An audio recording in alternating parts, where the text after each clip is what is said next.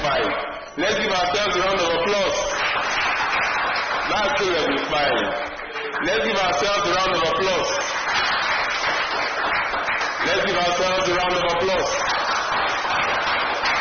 Let's give ourselves a round of applause. Let's give ourselves a round of applause. And the last one, let's give ourselves a round of applause.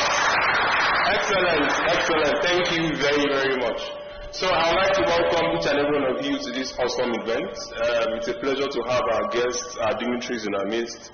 Representing today, the Honorable Minister for Ministry of Youth and Sports Development is Ajia Amina, the Director of Mobilization.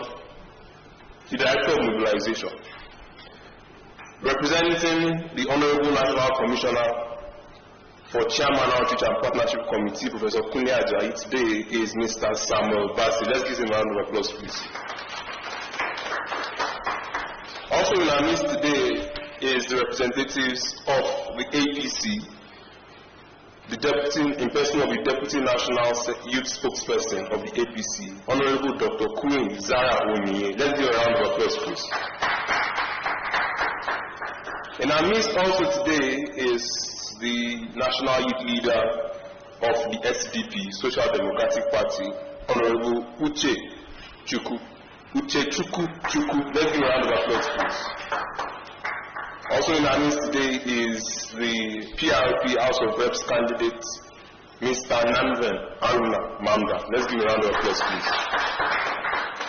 And in our midst today is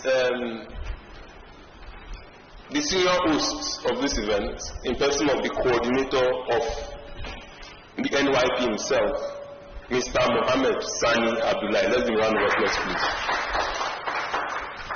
Alright, so as we get started, I'd just like us to rise for the national anthem so we can effectively start this event.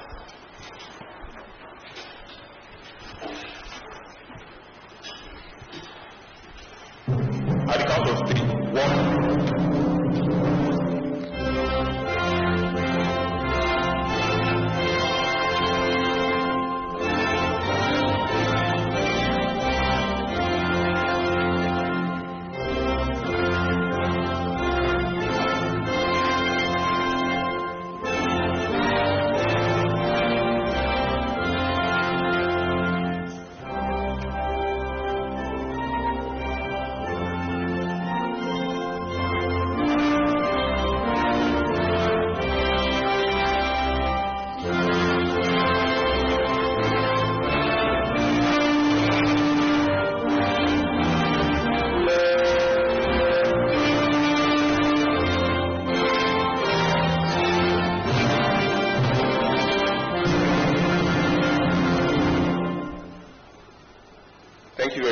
Let's have our seats, please.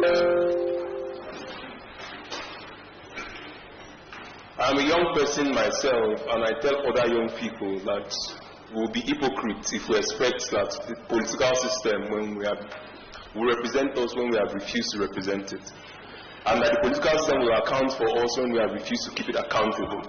We cannot continue to moralize. We must rather begin to organize and honestly engage power structures and stakeholders. And that, ladies and gentlemen, is what we are doing here today, and what the National Youth Parliament has decided to do. We want to know the candidates, and we want to know their manifesto. I'd like to invite to usher us into this event and officially welcome us today, Ajia Amina. Please.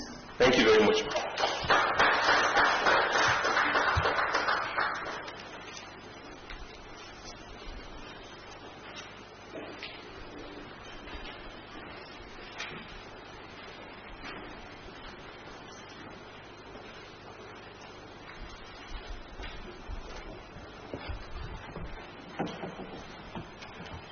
Good morning, distinguished guests and members of the Nigerian Youth Parliament. On a personal basis, I would wish to congratulate members of the 5th session of the Nigerian Youth Parliament for organizing this very occasion at this critical moment, aimed at educating young people on the forthcoming elections. I wish you more successes. As you know, you are the 5th session, but this is the first time we are having such occasion. So well done, and more grace to your elders. The Honorable Minister of Youth and Sports Development, Dr. Sunday Dare, sends its warm greetings to you all.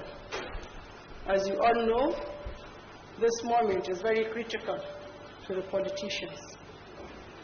He is very busy with the campaigns and arrangements for the forthcoming election, but I'm sure he is with you in spirit.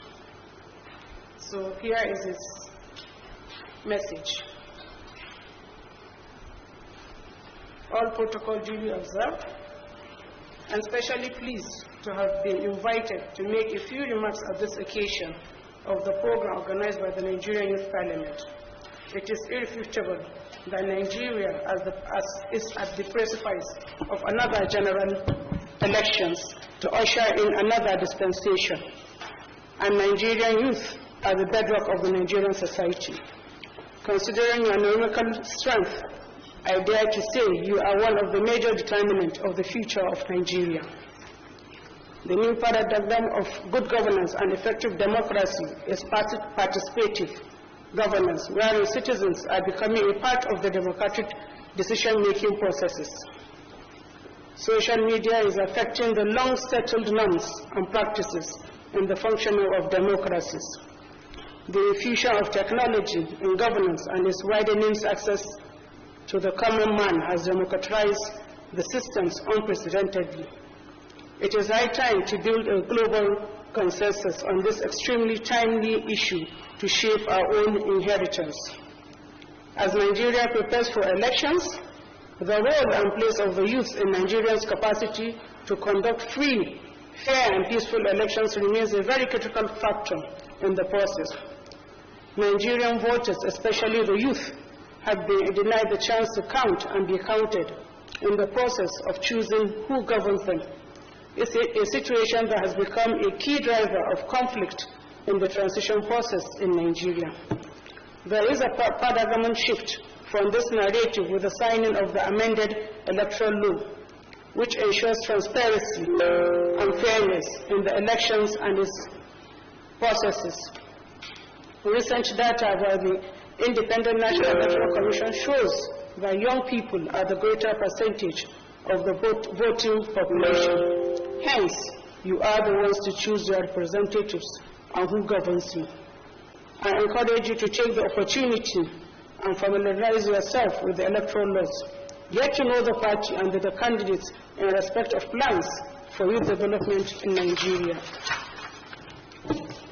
My ministry, in view of promoting youth participation and representation in electoral and decision-making processes, organized capacity-building workshops on effective youth participation in elections, governance, and electoral processes for youth in both the southern and the northern region of the country.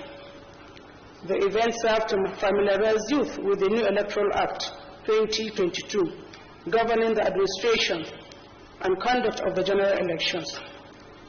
Equip Nigerian youth with the basic skills to protect and safeguard their votes and make them count in a civil manner. Acquaint them with the expected roles of the youth in transparent, free and fair elections. Equip them with skills and knowledge to positively influence their peers and counterparts to be change agents for credible, free and fair elections, amongst others. The ministry will continually support the Nigerian Youth Parliament, and it has scaled up various initiatives to ensure that every group or category of youth have the opportunity for meaningful engagement and participation. I want to urge you to continually seek ways of participation in electoral processes. Have a say in how you are governing, aspire to lead. Let me finish with a quote and appeal to all of you from one of the most inspirational and revolutionary political leader, Nelson Mandela. To the youth of today, I also have a wish to make. Be the scriptwriters of your destiny and feature yourself as stars that showed the way towards a brighter future. On this note, I wish to welcome all of you to this auspicious occasion, and I wish you successful deliberations. Thank you, and God bless you. All right. Thank you very much, ma. So the usher help her to. Okay. Please, ma, you'll join our guests, so you'll be moved to that side. Look, help her with your bag and her things. Thank you.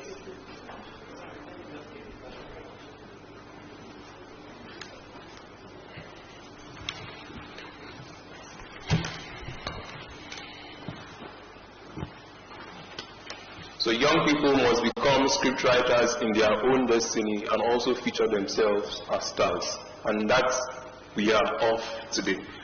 To get us into the meat and to establish the context for today, I'd like to invite the Honorable the National Commissioner, Chairman, Outreach and Partnership Committee of INEC, represented by Mr. Samuel Bassi. Let's give him a round of applause, please.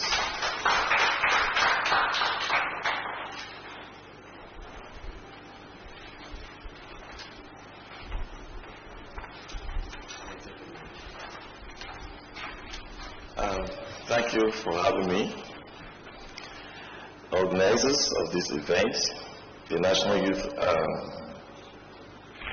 the Nigerian Youth Parliament, the representative of Federal Ministry of Youth and Sports Development, distinguished participants of this event.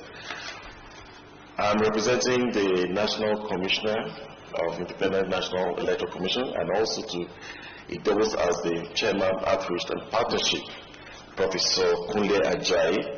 You know, here in the Commission, we have flurries of activities. We would have loved to be here because of all those engagement, official engagement, he has sent me as representative and his speech. Protocol. It gives me immense pleasure to be invited to this event. This will not come at a better time than now, when there is a steadily built up of chain of interrelated electoral events towards the general election.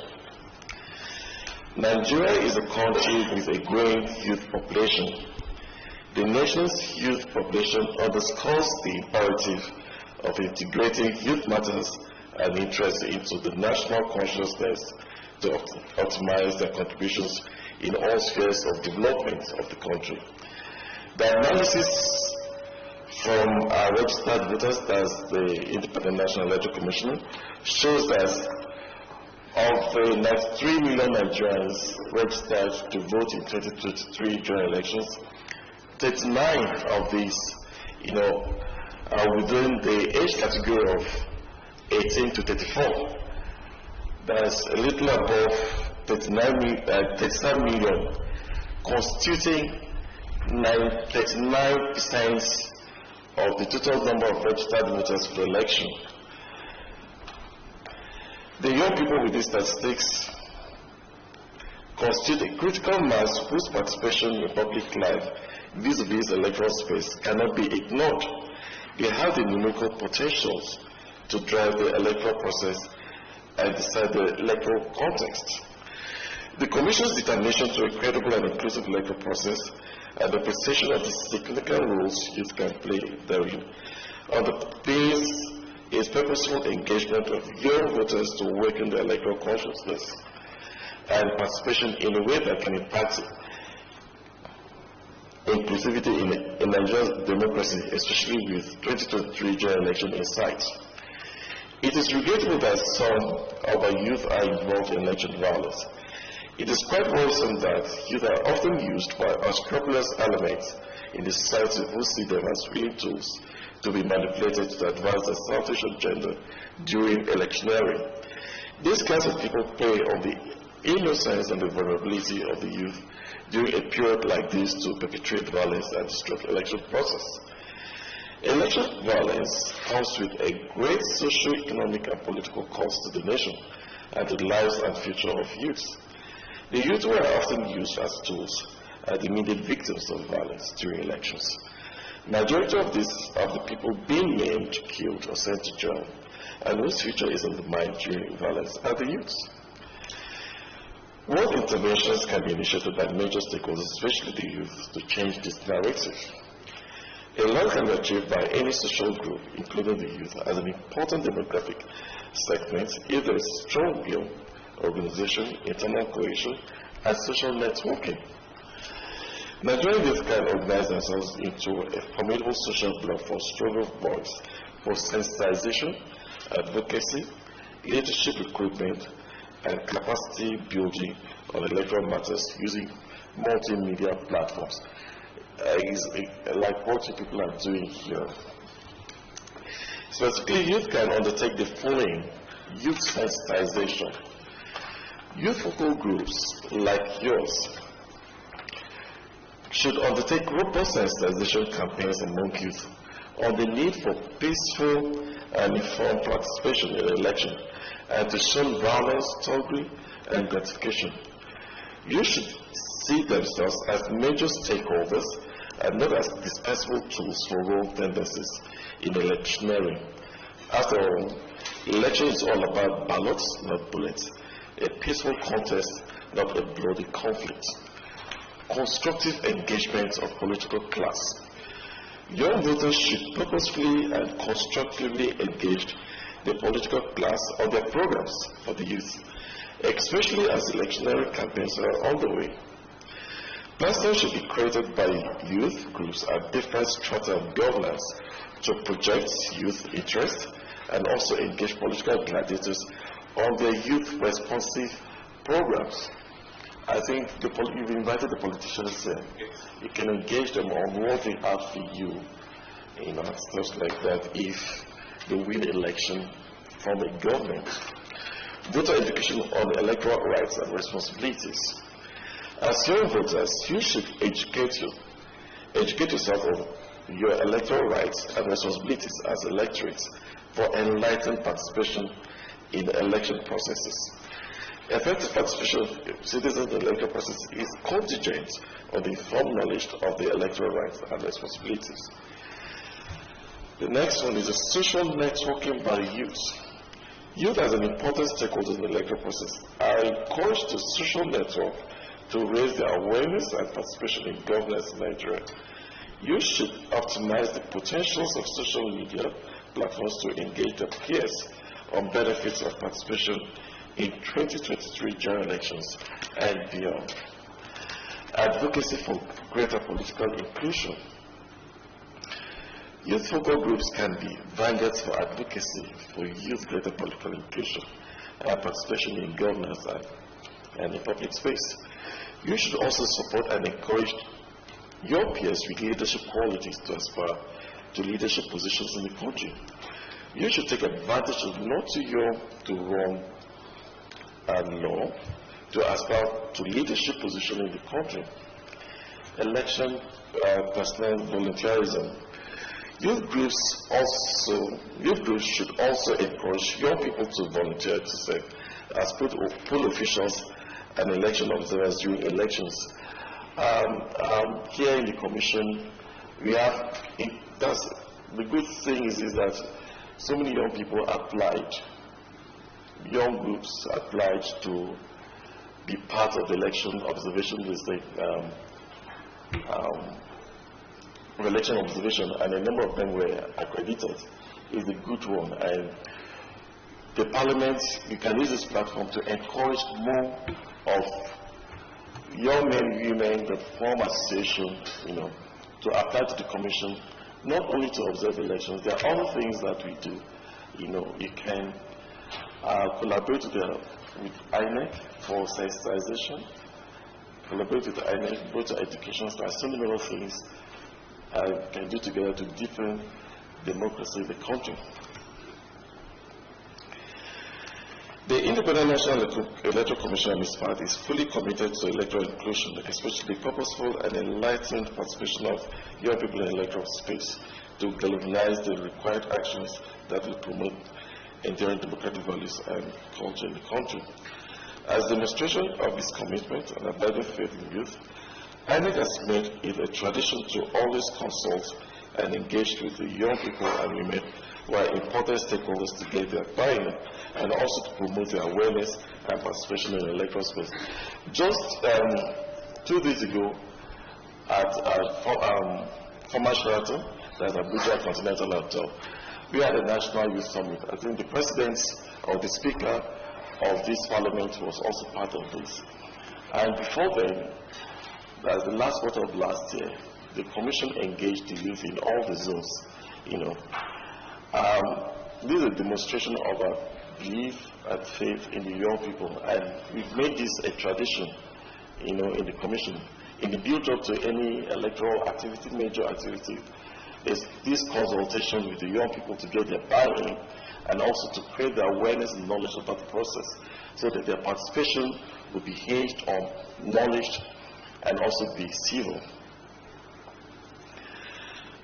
INEC, on account of his beginning the protection of youth, sourced the largest percentage of his hard work personnel for the management of his major electoral activities from the youth population. The success story of election administration in the country cannot be complete without acknowledging the immense contribution of the youth corps members and students from institutions of higher learning. And again, to structure our youth engagements, youth responsive programs, the Commission has developed a policy framework called INEC Youth Engagement Strategy. Yes. This, of course, will ensure that we move away from hard work engagement to a more structured engagement with the youth to promote their visibility and also to interest in election. I will say this. I thank you all for inviting me, and I wish you a fruitful engagement. Thank you very much. Please let's give you a louder round of applause. So it's clear that young people have one thing. We have strong will, we have social network, and finally, we have the commitment to change things, and that is what we hope to do today. And in partnership with a number of people, and that's what we're trying to do, in partnership with Press Pay, with Yali Abuja, with Raising New Voices, and other groups, we are ensuring that we use that strong will that we have. We are ensuring that we use that social network that we have. We are ensuring that we use that power that we have to try and influence changes in the places where we can. And that is the point of the conversation for today. Ladies and gentlemen, thank you to the Honorable Minister. Thank you for honoring our invitation. Thank you, Ma, for coming. Thank you to our distinguished professor. Thank you, Mr. Samuel, for representing him also. Thank you for honoring our invitation. So I would like to use the power of the moderator to do something very simple. So I'll move the schedule around a bit so that we can ensure maximum value and satisfaction for everybody. So I'll be moving the goodwill messages to a bit later and allow us to have. Oh, okay. So I think my guy says, okay, what I'll do is I'll allow us to pick one more goodwill message and we'll move on to the dialogue and come back to the rest of the goodwill messages within the event. Ladies and gentlemen, I'd like to invite our guy, the first person to get here, the coordinator for the Nigerian Youth Parliament, Mr. Mohammed Sani Abdullahi. Let's give him a round of applause.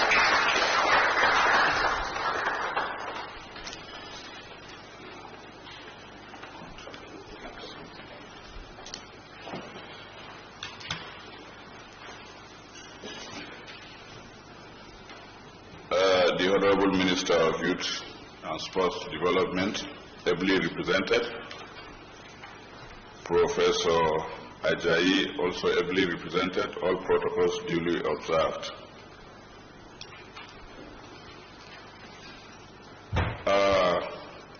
The Nigerian Youth Parliament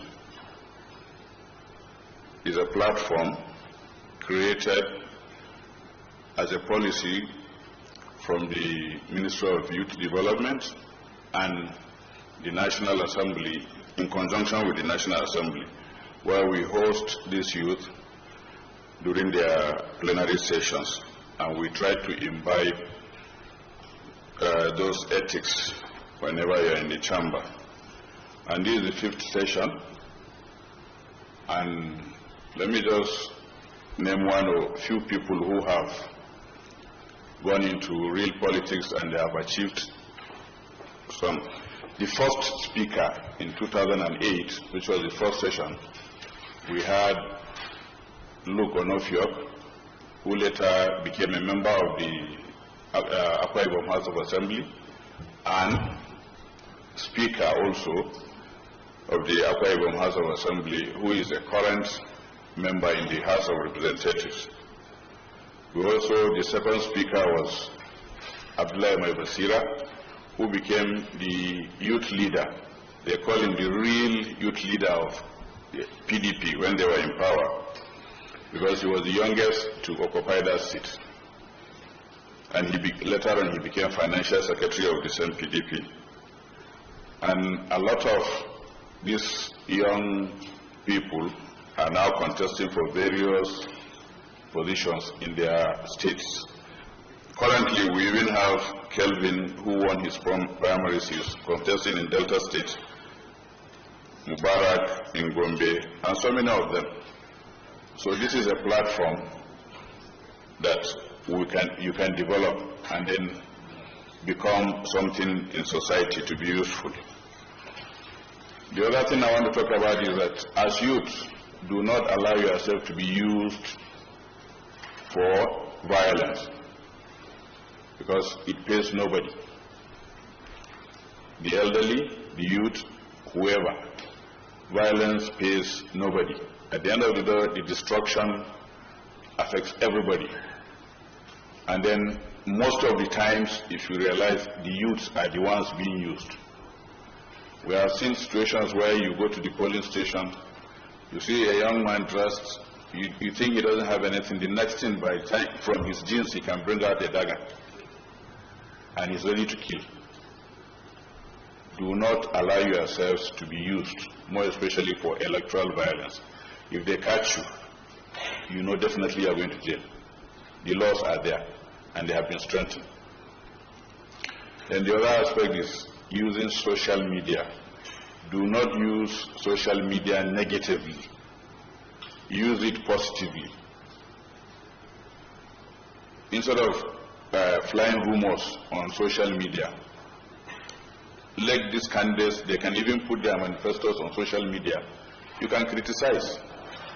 You can ask questions. But do not use derogatory language. Do not, if you are criticizing, there is a nice way you can criticize somebody and you will get the message. Don't abuse anybody. Most of these youth, they sit in their rooms, look at something. In fact, sometimes you don't even read it to digest what that person is posting. You just react anyhow, abuse him. So please and please use the social media positively. And I wish you all the best during your deliberations. Thank you. Thank you very much, sir. Thank you very much, sir. It was a delight to hear from you. And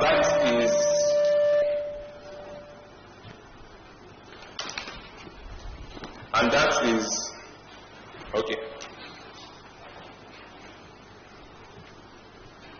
So we'll get into the rest of the goodwill messages in a bit. Today is made possible because 17 political parties decided to participate in our political space. And all of them have presidential candidates, governorship candidates, House of Rep candidates, senatorial candidates, and they are presenting forward in the 2023 election. So next week we'll be doing the presidential part. So in this conversation we want to center around what exactly are the plans of the party, the manifestos for young people. And of those 17, we have the honor of being honored. We have the honor of being honored by 4, in person of the 5 rather: PDP, SDP, PRP, APC, and Labour Party. Let's give them a round of applause, please. So when I mentioned them earlier, they didn't stand up for recognition. So I would like them to stand up for recognition now. And when I call their names, they will stand up. They will do their party slogan. Don't worry, man. Don't worry, I have it covered now. They will do their party slogan and get all excited again. So I would like to start from, let's start with the ruling party. I'd like to start with the APC. Please just welcome to our midst Honorable Dr. Queen Zara Onyinye. Let's give her a round of applause, please. Yes, ma, that's not the method of introduction. You no, ma, please. We engage you, so stand up. Say APC, let us shout change with you. APC. If I'm not happy. Alright, thank you very much. So I'd like to welcome the representative from the SDP, Honorable Uchechukwu Chukwu. Thank you, sir. I'd like to welcome from the PRP is contesting for House of Rep. His name is Mr. Nanven Aruna Mamda. What? Victory. All right. I'm going to give us victory in all endeavors. All right. So that said, we'll kickstart this engagement. Thank you very much for honoring our invitation. So this is the mode it's going to go. What we are doing today basically is we want to know what your candidate has for us. So some of us might have read your manifestos that you have put out. Some of us might not have read. But your job today is to put those things in simple context, in clear context that we can understand, and we can also reiterate to other young people using within our sphere of influence.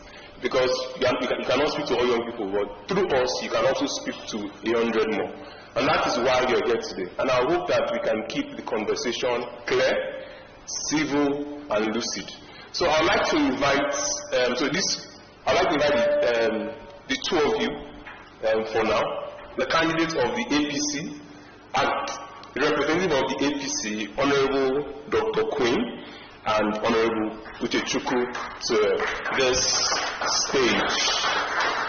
Let this conversation be louder. Yes, sir, please. Go, please. Let this conversation be louder, please. Ushers, please. Ushers, I need one usher, please. Please come. So just sit. Yes, sit. Please bring them up and just... So sit in the chairs in the middle.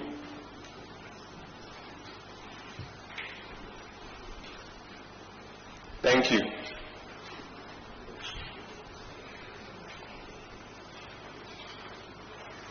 You don't have to move that back. She's still coming back. Oh, okay.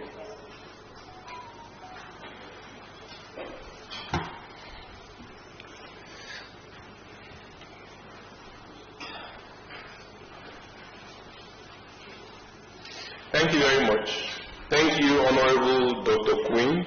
Thank you, Honorable Chukwu. All right. So I think that we'll allow you to just give us context, do introduction. So you go one after the other. I'll start with you, sir. Then I'll come to you. So you just give us introductions, background into yourself. Then we engage your party for a bit. Then engage the other party. Thank you. So, Mr. Chukwu, please. Okay.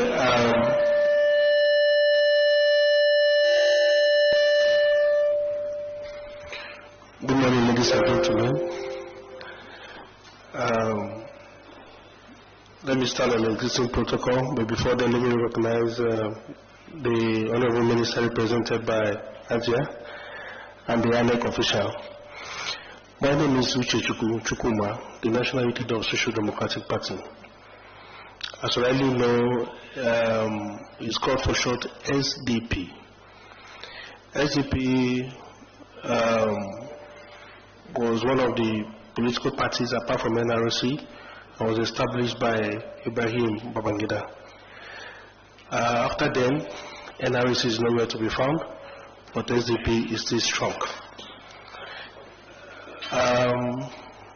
SDP as a political party has the ideology for social justice, and in that social justice we believe in equity, for every Nigerian, and especially the Nigerian youth.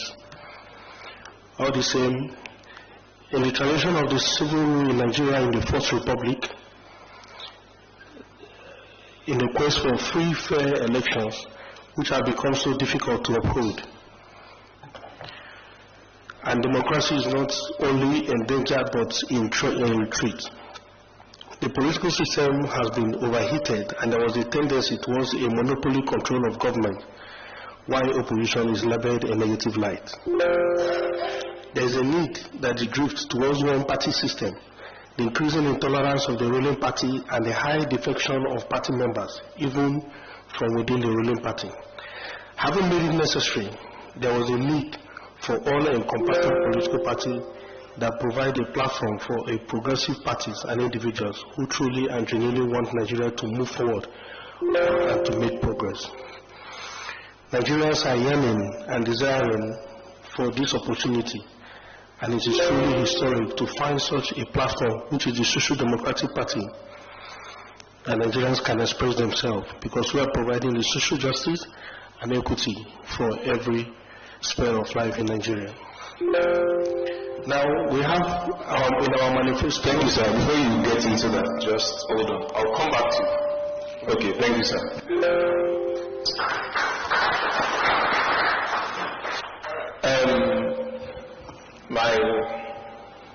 Dr. Queen, please tell us about yourself, your work, and the APC.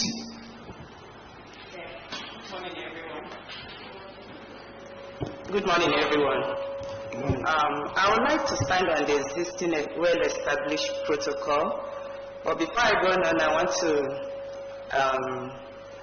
greet my sister from the Honorable Minister of Sports, Honorable Sunday Dare, and my brother who represented the Island Empire, and my colleagues, the young Nigerians seated dutifully and handsomely there. You are all welcome.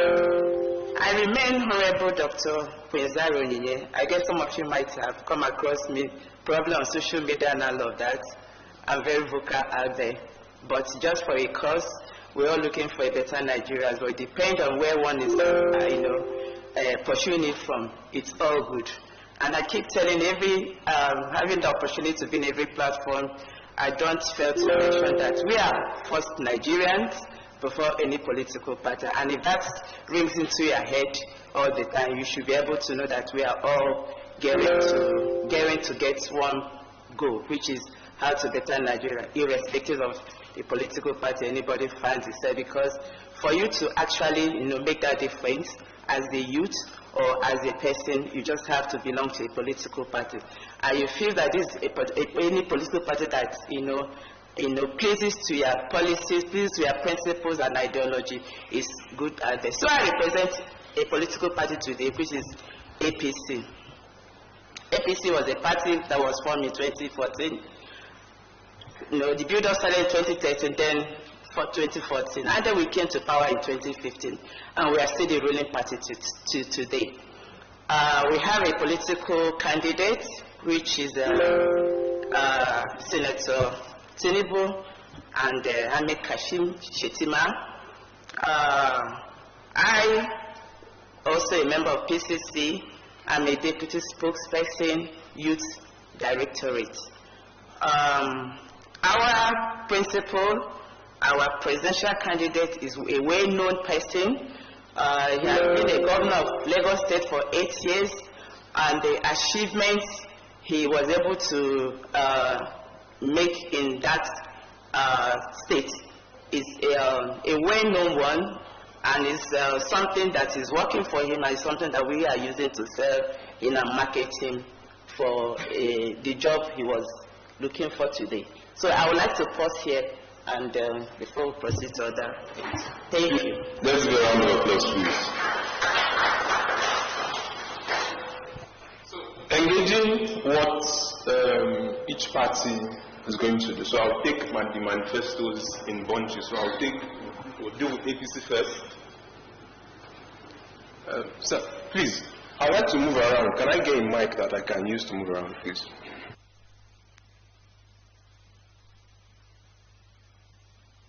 Alright, so while we wait for that, So I'll take it in batches. So it means that we'll first take a deep dive into APC manifesto, like 20 minutes. Then we'll then come back to SDP, and we'll break from there. So I think the most important thing is to first, I have this idea that when you want to talk about stuff, always start from the hardest things and take it from there to the simpler ones. And the hardest thing is that all of us, or the elephant in this room is, young people do not trust the APC. That is the reality today. So the first question is, what has your party's engagement been pre this process? So it means from 2019, when you last won the election till now. What is that engagement looking like now?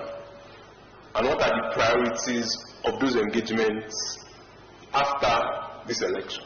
So you take them. So I'd like to start from between 2019 to 2023. How has your party between 2019 and now, pre this process, pre the election process?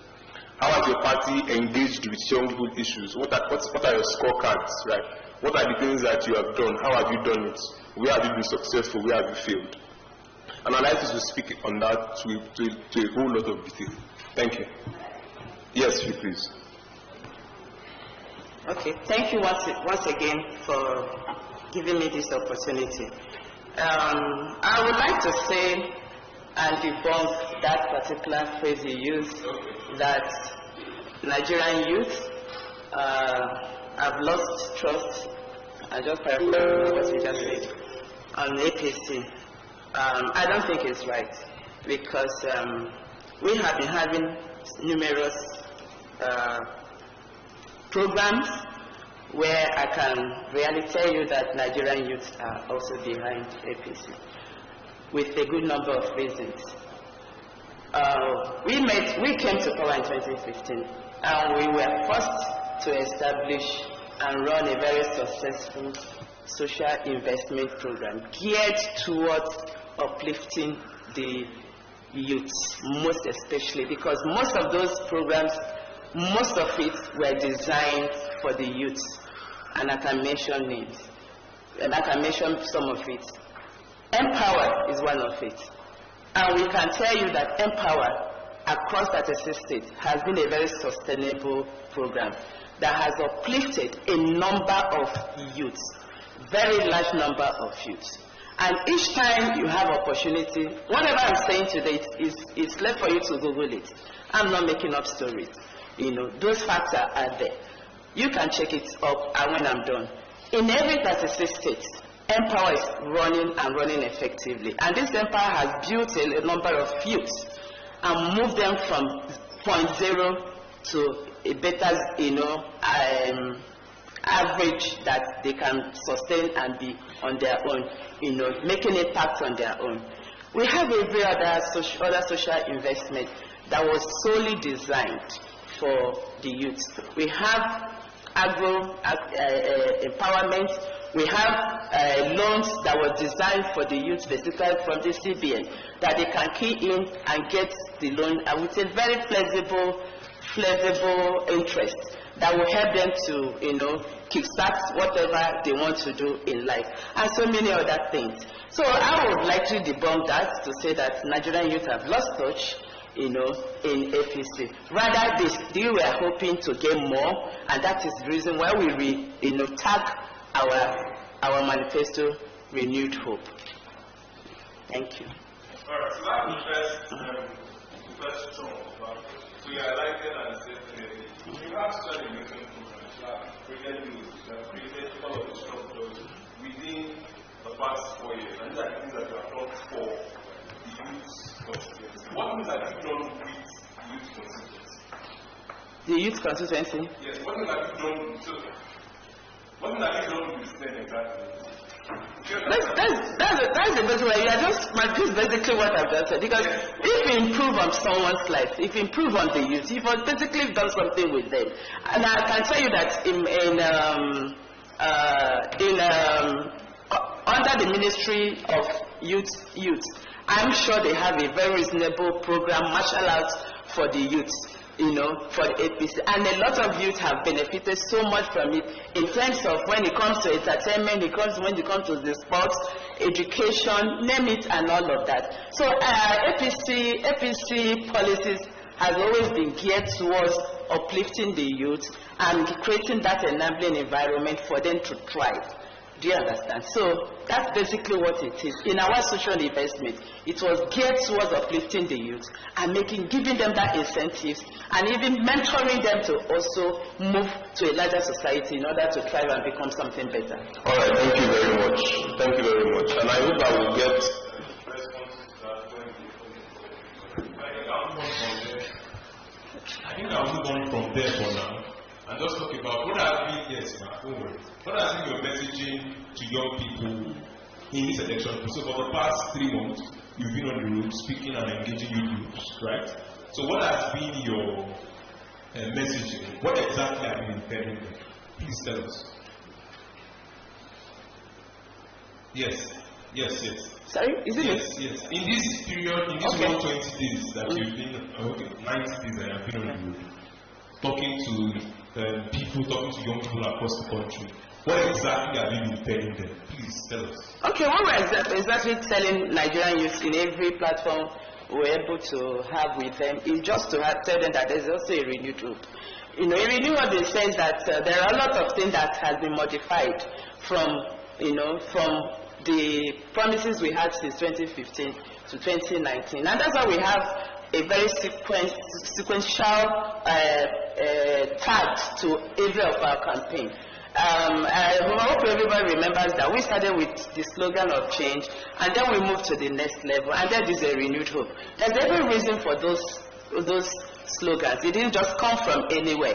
It was targeted for us to understand that there's a process that has gotten to a particular point, and that point has gotten to this point, and this point is where we want to consolidate in so many things. Having seen that, there are things we have maybe not have been able to do 100% in the first quarter. Second quarter, maybe we have gone up to 60%, and this is how we're going to, rejig it to accommodate more people and expand it better. Okay, for example, in our manifesto, we talked about education. In the last few months, Nigerian students were meant to be in their various homes for a very good number of months. It wasn't a palatable thing anyway. So, but we have, as a ruling party, have studied really what actually happened and why it was so. And in order not to continue having it, a lot of agreement was reached. It's not just an agreement on just to say something and everybody will move back to the normal, classroom, and in the next 1 month again, the same issue will reoccur itself again. We have time to marshal out this and say, hey, this is how this is going to be done in order not for us not to, get into problems in terms of the lecturers and the students.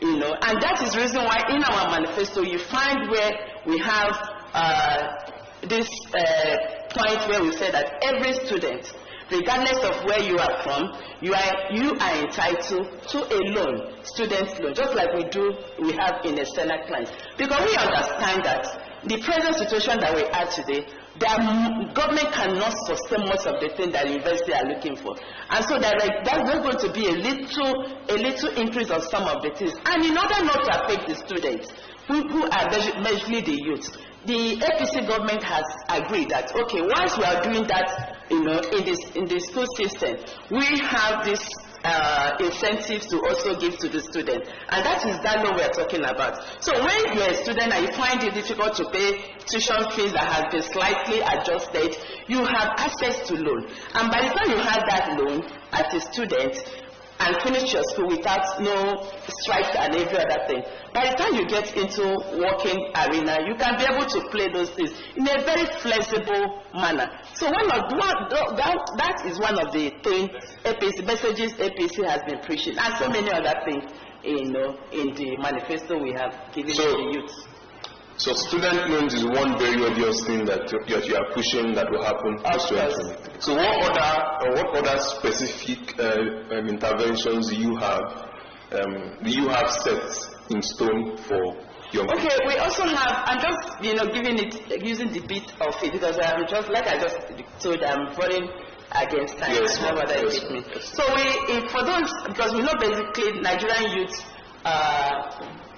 when we talk about entertainment today, you can't find the older person in that, system.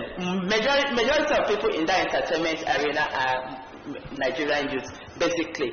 So there's an incentive too in that angle. We are also saying that we're going to open up a hub, just like we have in Dubai. We'll call it entertainment hub, that will cut across 6 geopolitical regions.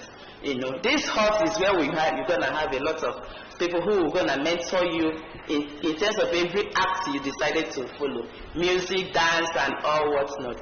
Then after the mentoring and all that, and you've seen that you have something to give to the society, you are very, very, eligible to be promoted and move to a certain situation where you have will be able to showcase that your art without having to pass through all the rigorous process that most of them are passing through now. The government is going to be there to uphold you and give you every platform that you needed.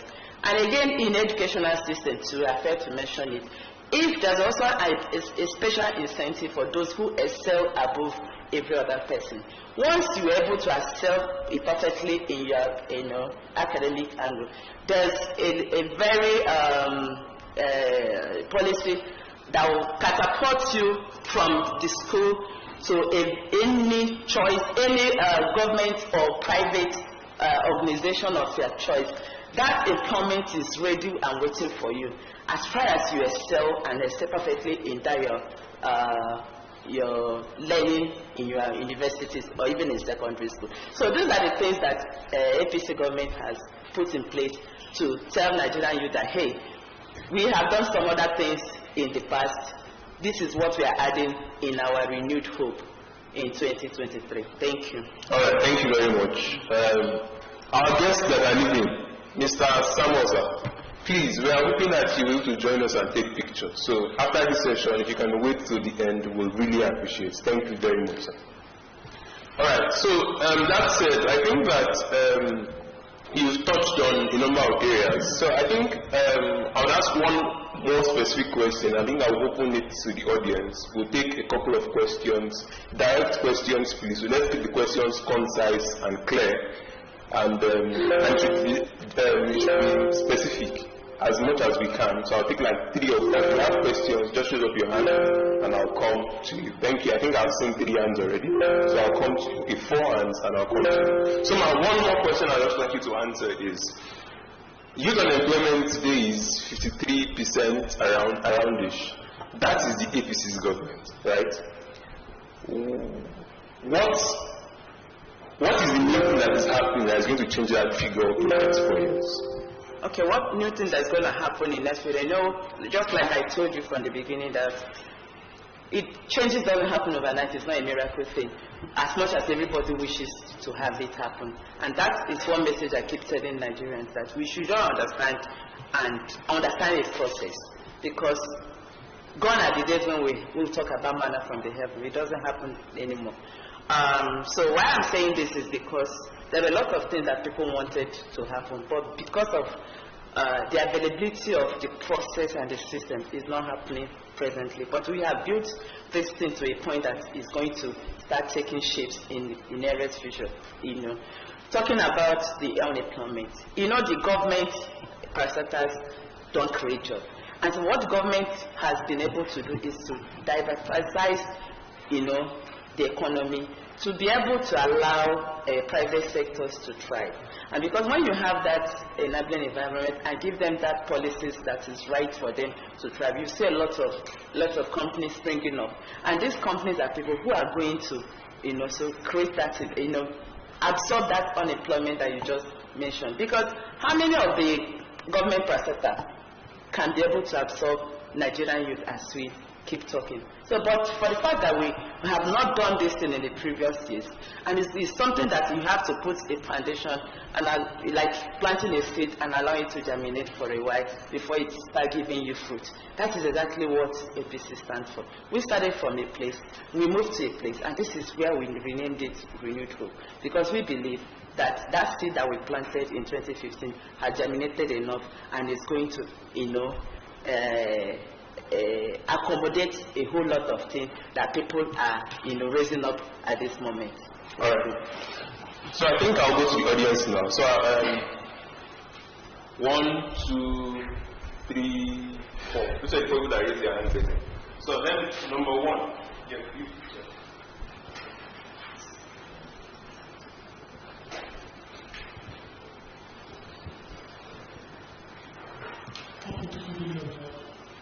My name is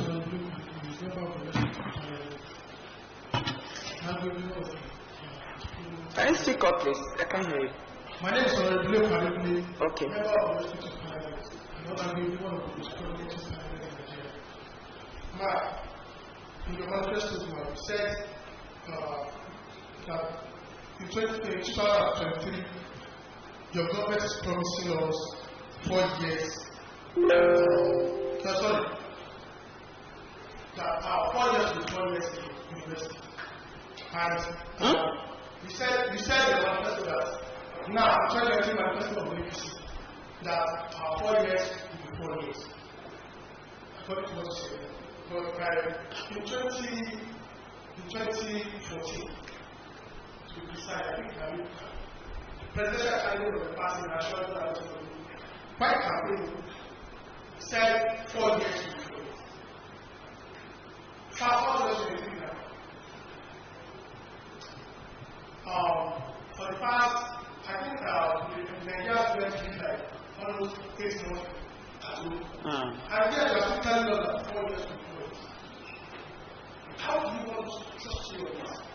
You promised our student loan 8 years ago, and you are still bringing our student loan again in 2023. How do you want us to believe you this time around? And last month, and I'm one of your hardest follow-up. And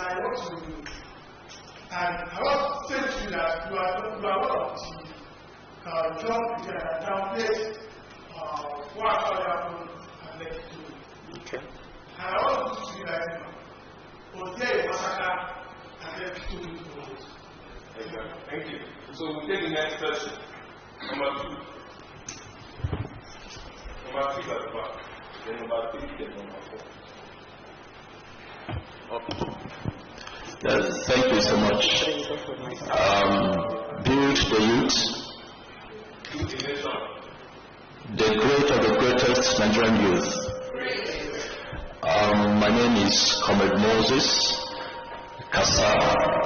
I'm the SA to the Vice President of the Pan-African Youth Union, West Africa, and also a 3-time director of Nigerian, the Director of Political and Democratic Matters, National Youth Council of Nigeria. And I also want to say I am a member of APC because at the grassroots I was an interim publicity secretary in the world, and at the Congress still elected, and I served APC for 8 years. And I want to start my question like this. We listened to the President, His Excellency, advocated for the youth. In fact, he made severally, I heard him making statements like, I will hand over to the young person. But when the time comes for elections, the reverse was the case. The form for presidential election was 100 million for APC, governorship 50 million, Senate 30 million, House of Rep 20 million, and so on and so forth. My friend in PDP bought his form 3.5 million, which means he has about 7.5 million to start his campaign. While I, in APC, couldn't afford to buy form, because if I could go and buy the form 10 million, why will I use a campaign? And amidst this, the APC as a government was aware of the Not Too Young to Run bill. This was vigorously pursued and in support of the National Youth Congress, National Youth Council of Nigeria, and other youth groups and organizations. And at the end, this became even an act, because it was assent to by His Excellency President Muhammadu Buhari.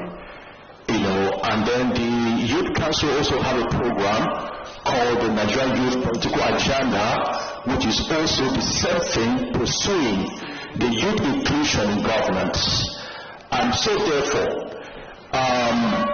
when I listen to your presentation and you're talking about the youth-friendly policies, and I look back where APC is coming from and where the youth will not consider at no point, I want you to explain. Maybe it is an oversight or a deliberate action. Thank you. Thank you. Thank you very much. Build the youth. Build the nation. Thank you very much. Yes.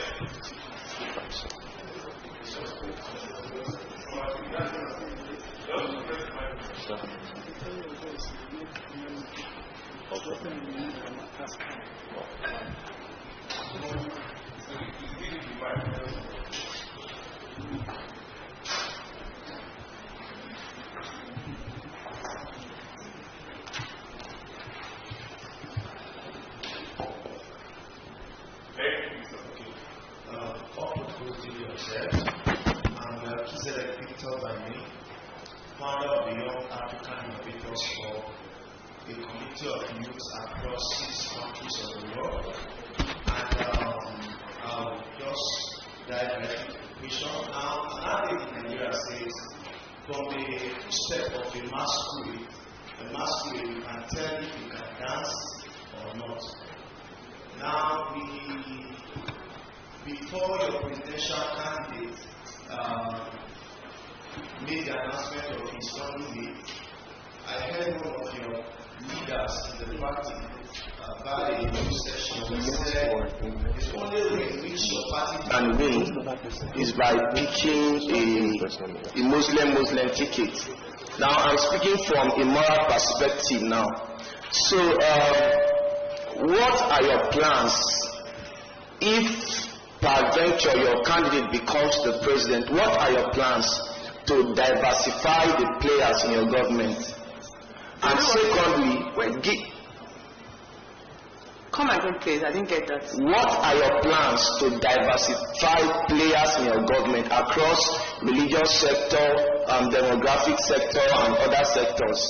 Secondly, can you give us statistics, probably in percentages, of the number of young people that will be involved in your government? Because this is like a give and take. You are pitching your manifesto for our vote. So how many young people in percentage will be players in your government if elected to power? Thank you. Thank you very much, Mr. Victor. Number 4, please. All right, good afternoon, morning to everybody. All protocols duly observed. My name is Nathaniel Shaibu. I'm a reporter with Punch newspaper.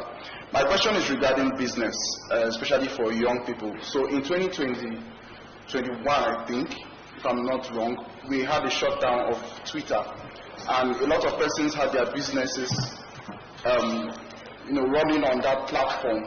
And because of that, one of the fintechs that we had in Nigeria, Flutterwave, eventually had to sell to an American company.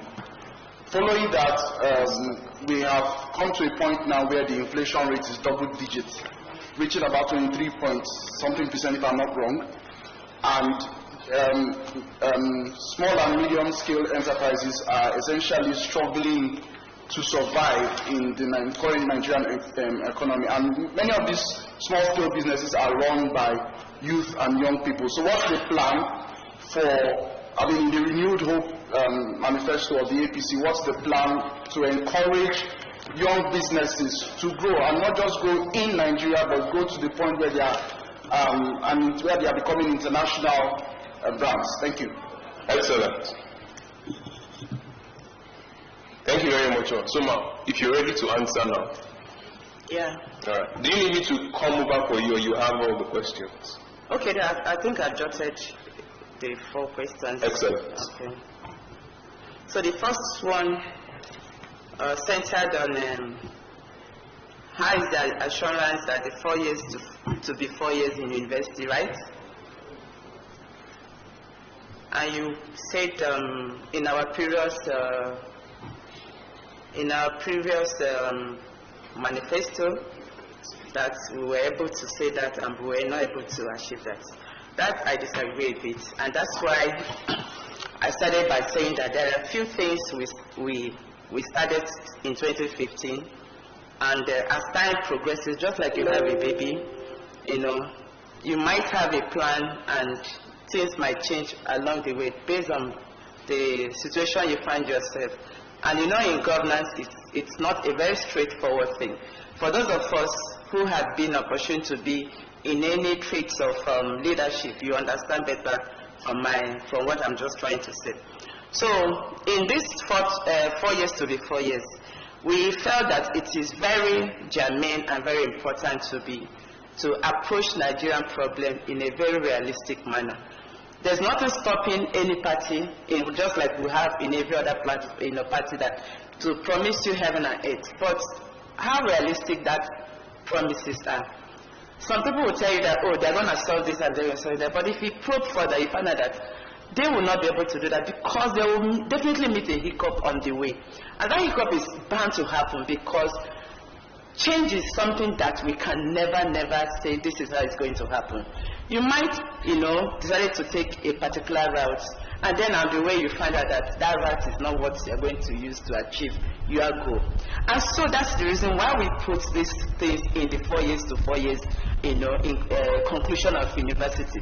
Because we know that there are certain things that needed to be tinkered, there are certain that needed to be changed, If you understand why ASU went on that very long strike, you understand that if we had done all of these things in the past, perhaps we were passionate, not dressing the wound from the source. We wouldn't have been in that mess we find ourselves in the last time.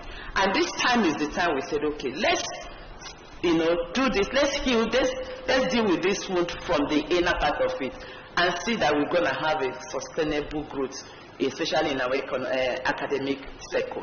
And that's why we said, okay, this is what we think is going to happen, and if it happens, there might be a bit, problems with some people who might not be able to, continue with their education. And that's why we inculcate these particular incentives for those who might, encounter these issues, for us to sustain education in Nigeria. And that's where this loan comes in, that if you are not able to meet up with your tuition, so because most, take it or leave it, education is gonna, Sorry, ma. Okay. So I wanted to just help so that we have 4 questions to answer, and I'm hoping that we can touch on of them. Okay. I think I dealt with this. No, and so the question exactly was. I'm going to that. That's where exactly. I'm going to. So, and basically, if you had listened, you would have seen that I've answered that question. Basically. So that's with that loan, we're going to have that 4 to 4 years, and there won't be any strike anymore because we have basically solved every other thing that actually warranted this for people not to. Okay. But the question was, why is going to happen now when it did not happen before? That's the question. What is changing now that it must happen? And you started when you mentioned and said some very needed thinking, and you are touching the problem from the root. Exactly. So let's finish and let's move on. Okay, so for he also mentioned about I think I'm moving to the question number 2. He mentioned about APC, so their political form on a very high exorbitant price, right? So I can also tell you that in that particular process, a lot of youth participated. That you not be able to participate, I don't know why. Perhaps if everybody coach is not of the same size. But you remember that a particular young guy named the governor of Kogi State, who falls within the youth angle too, also participated. And politics and democracy has to go all through the way. Do you understand?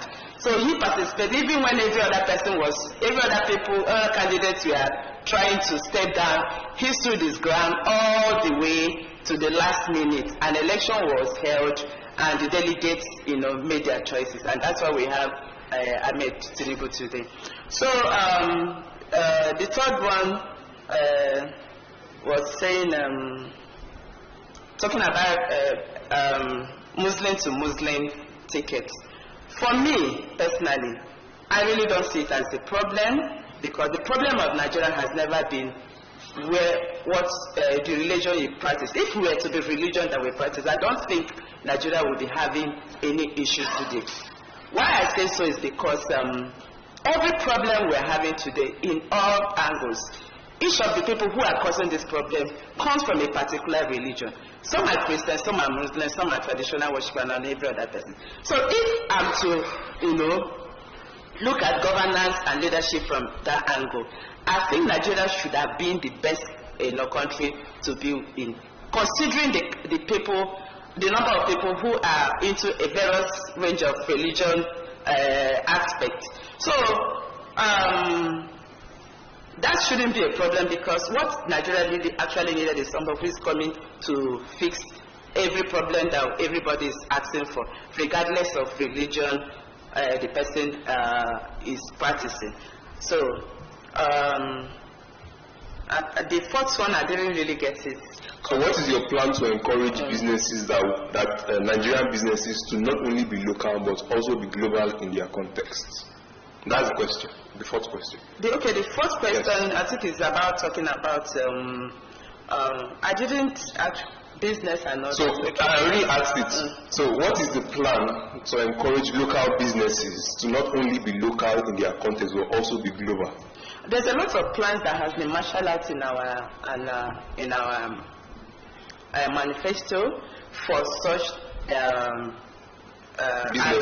businesses. I might not have it of it right presently, but I would ask every member of person in this house to, get across. I think it's online already, and check all of those things out that Tinubu has marshaled out. He's a man who has done it in the past. He's seen what he has done in Lagos State, making something that is nothing to become something in Lagos State. And I believe he's the man who can actually do. All right, thank you very much. Let's give a round of applause, please. Mr. Chukwu has a plane to catch for 11:30, and I hope that 5 minutes is not too small for him to engage us critically. But before Madam Queen leaves, there is one question that she didn't answer specifically. Did the massacre happen, ma? Okay, I'm a woman who deals with facts. I don't speculate. Okay. And I thank God he said he has been following me for. He should have known my stand for now. If it does happen, there would have been a fact to it.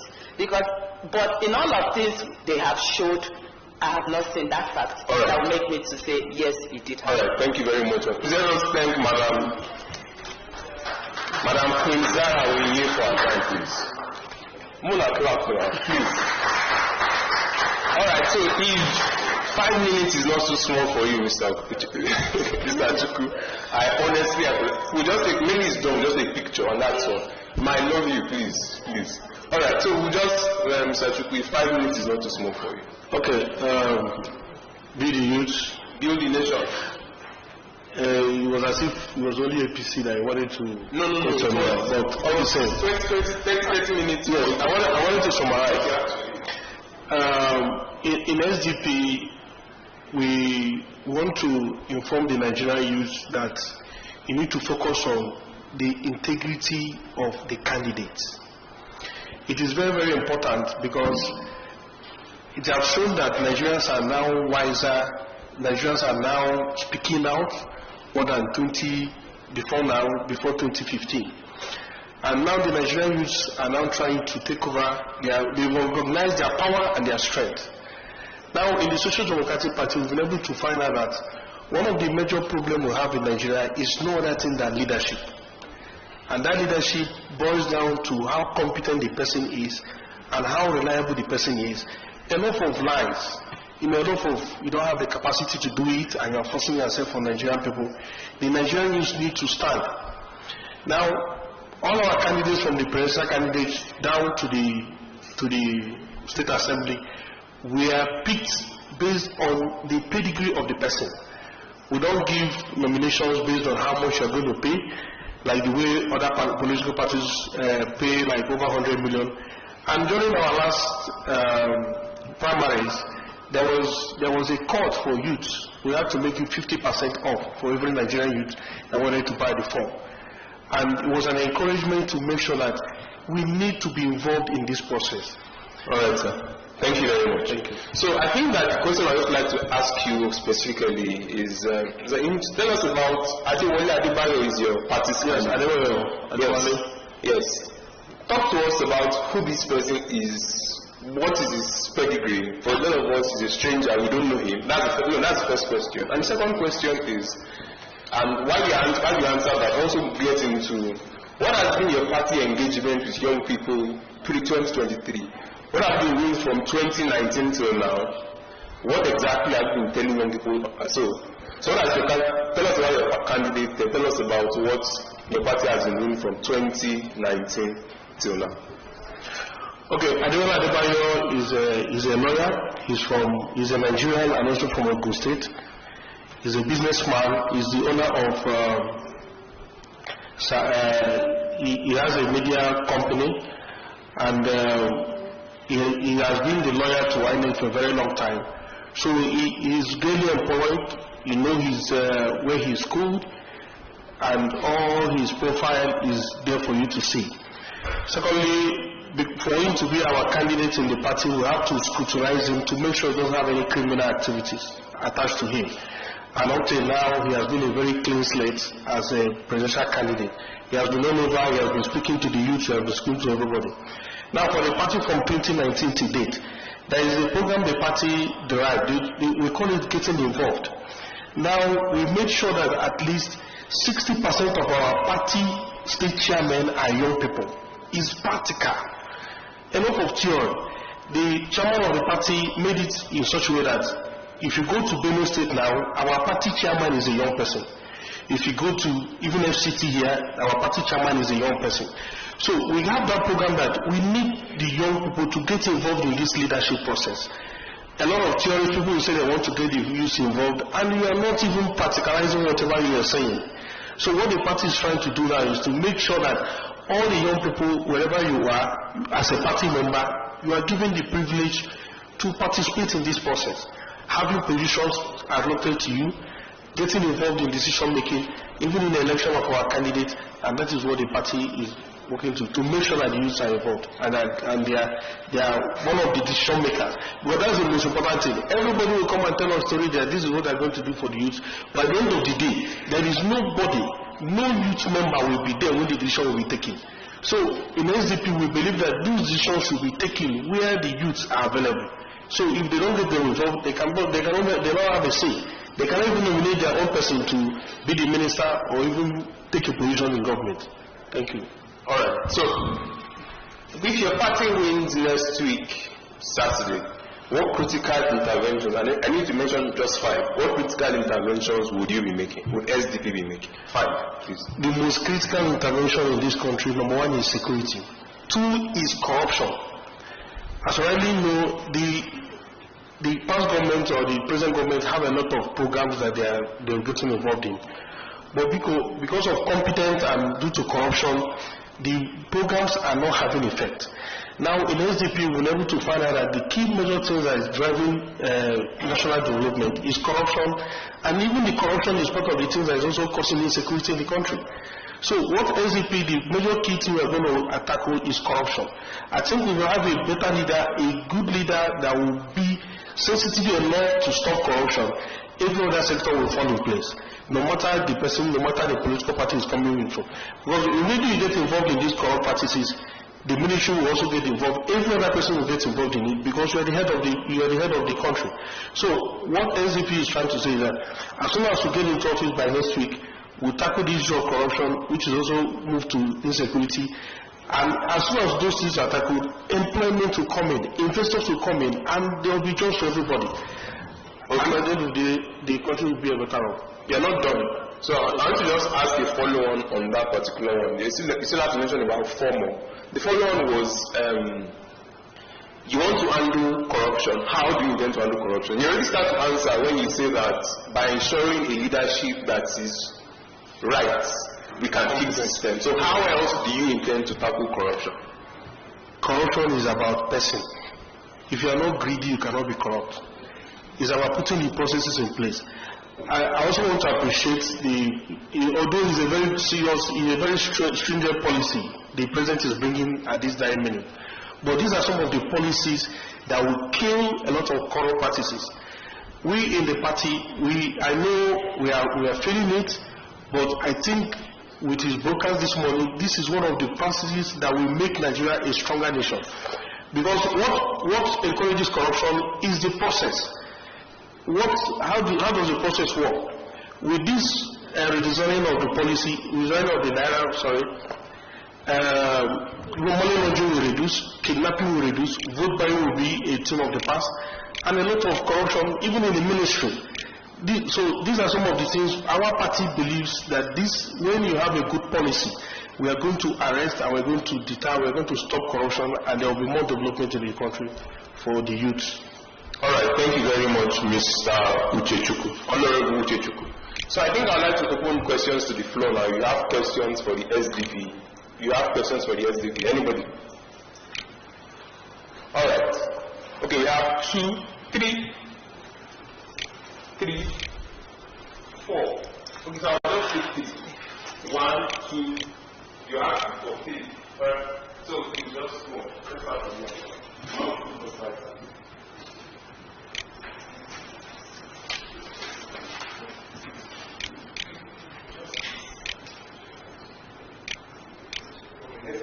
Okay, let's go. So why are you question? Anyway, you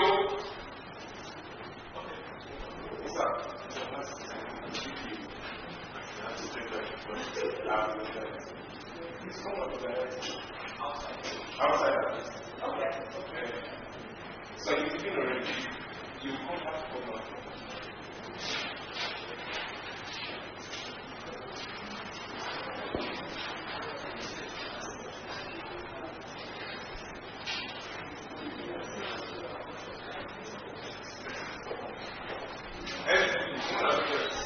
So I think what we do is ask a question, we get to this out, and I think that communication can make topics that you guys can have access. Does that work? So where the man is, I mean, it's not right now. Number 1, please ask a question. Even if it's not here, you can always get it to him at home. The question is better.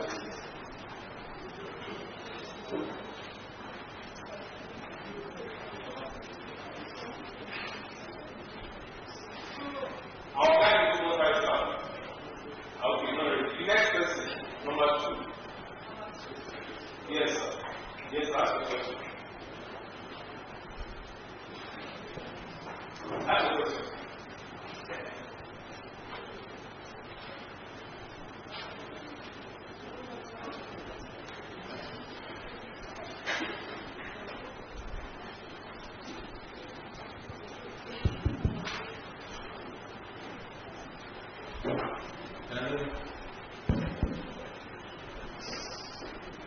Good afternoon, everyone. My name is Panel Umojara. Every to Amacha on disability. I have a few questions. 1. at the beginning of 2014, their promise was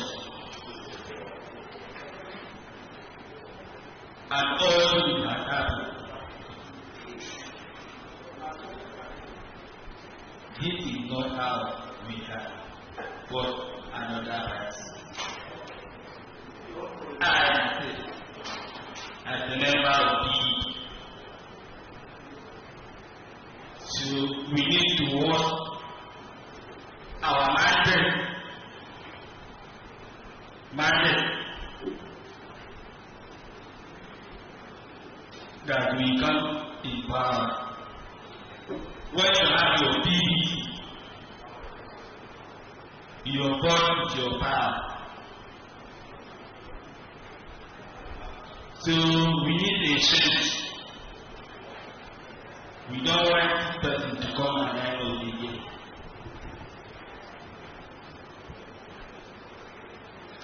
Because enough is enough. Thank you.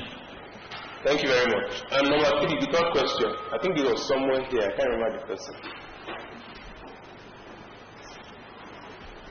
Okay. So I think that we don't have any questions from Mr. Ojechuku. Honestly, he can answer your question. Alright. Okay, I think we'll just move on and thank all of you for listening to tonight. Let's give ourselves a round of applause. We have all been an amazing audience, and I thank you for engaging us up to this moment. I think that we'll just go briefly. We have a 5-minute break, and I think we'll just take that very quickly. And when we come back, a 5-minute networking break, we'll just take that break. I'll like that people in the control room give us some music, and let us greet at least 5 people next to you, and in 5 minutes we'll reconvene. Thank you very much for listening. My name is Mayowa Olajide Akinlaye, and I'm your host. Thank you very much. So please greet somebody next to you, say hello, collect numbers, find wife, convince somebody to vote for your candidate next week. Yeah.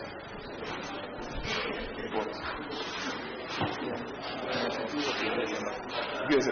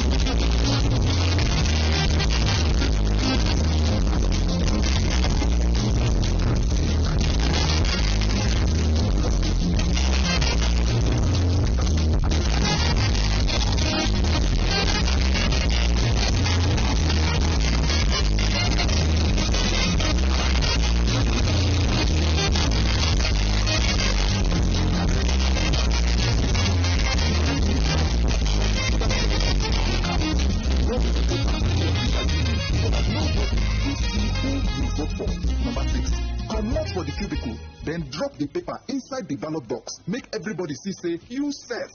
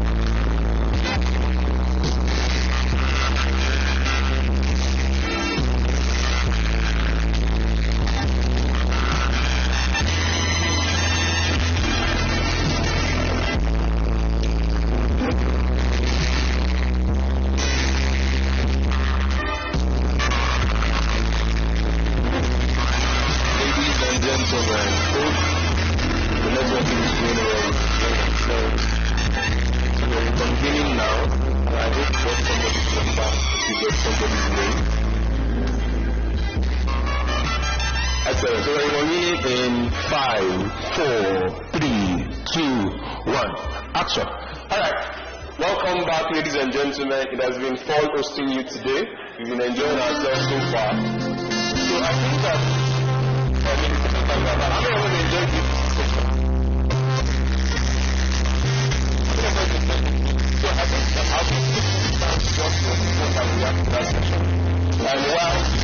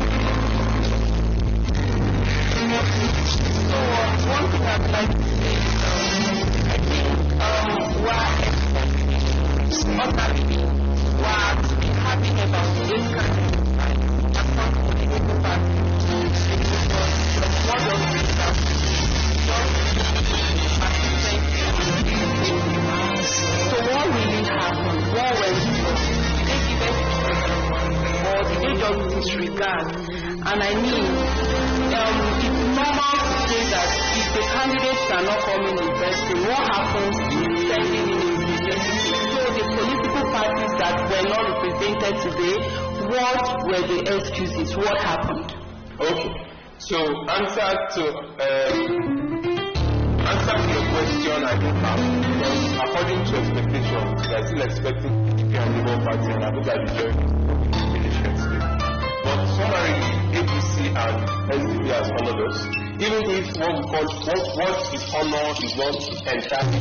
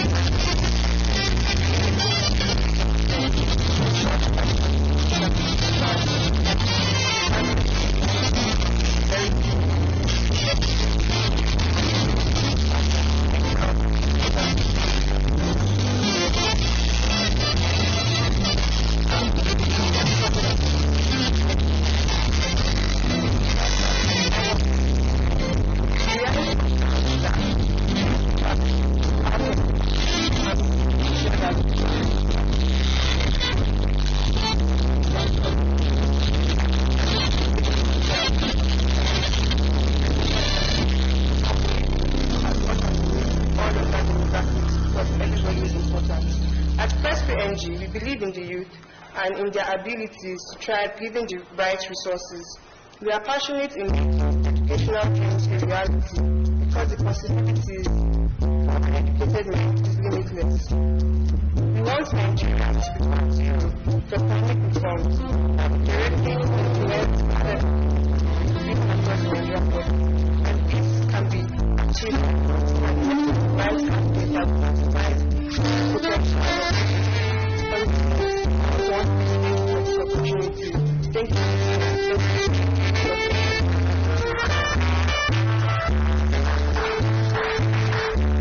Alright, before you leave, what does Press PNG do? 1 minute. So, we are an organization that gives loans and savings features to students and students. Other loans on our app, the account, you can donate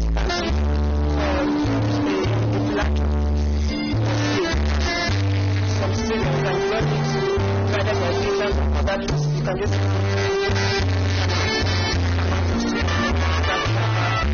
and also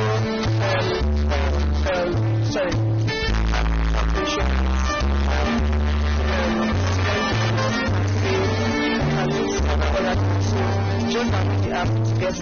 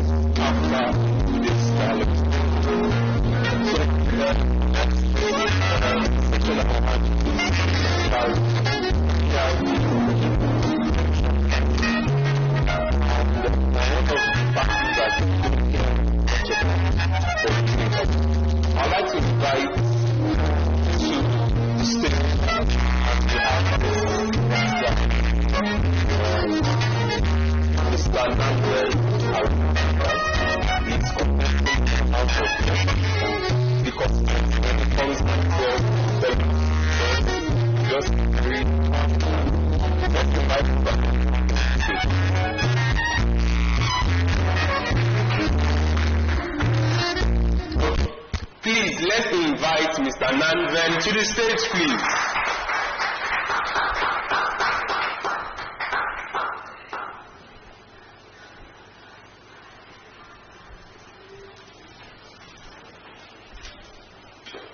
Yes, excellent.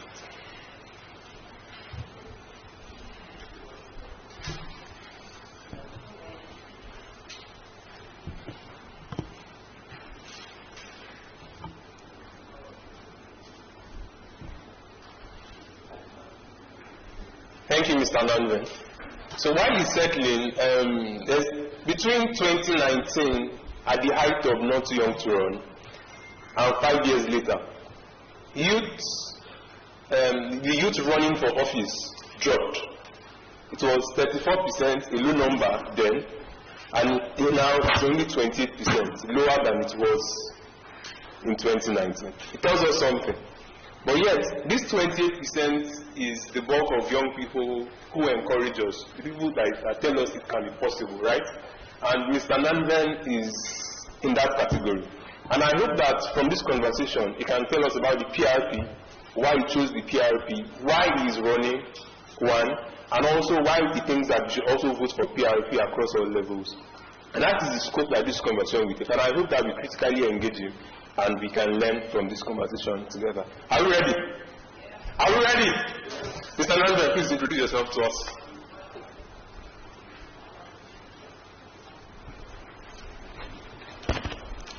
Alright, good afternoon everyone. Once again, thank you for having me here. My name is Nanven Haruna Mamdam, as my brother has introduced me, even though partially. You left the rest of the introduction for me to carry on. And so I'm a candidate actually for House of Representatives in Lantang North, Lantang South Federal Constituency of Plateau State. Before you continue, say it again.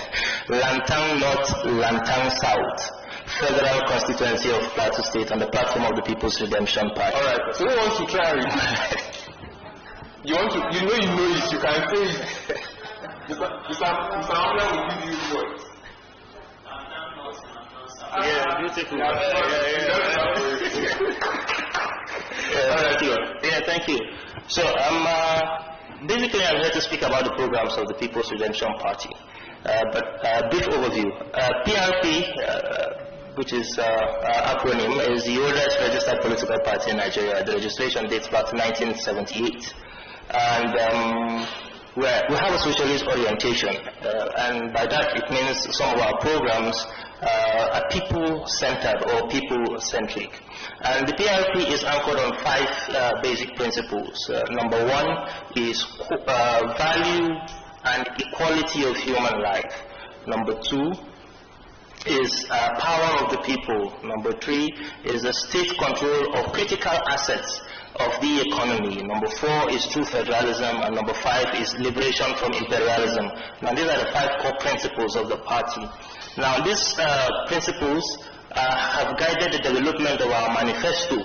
Our manifestos are drawn from this principle, and the good thing about our manifesto is embedded in our party's constitution, which means it's a working document that is approved by Congress or the convention of the party as a working document for all leaders that will emerge on the platform of the party.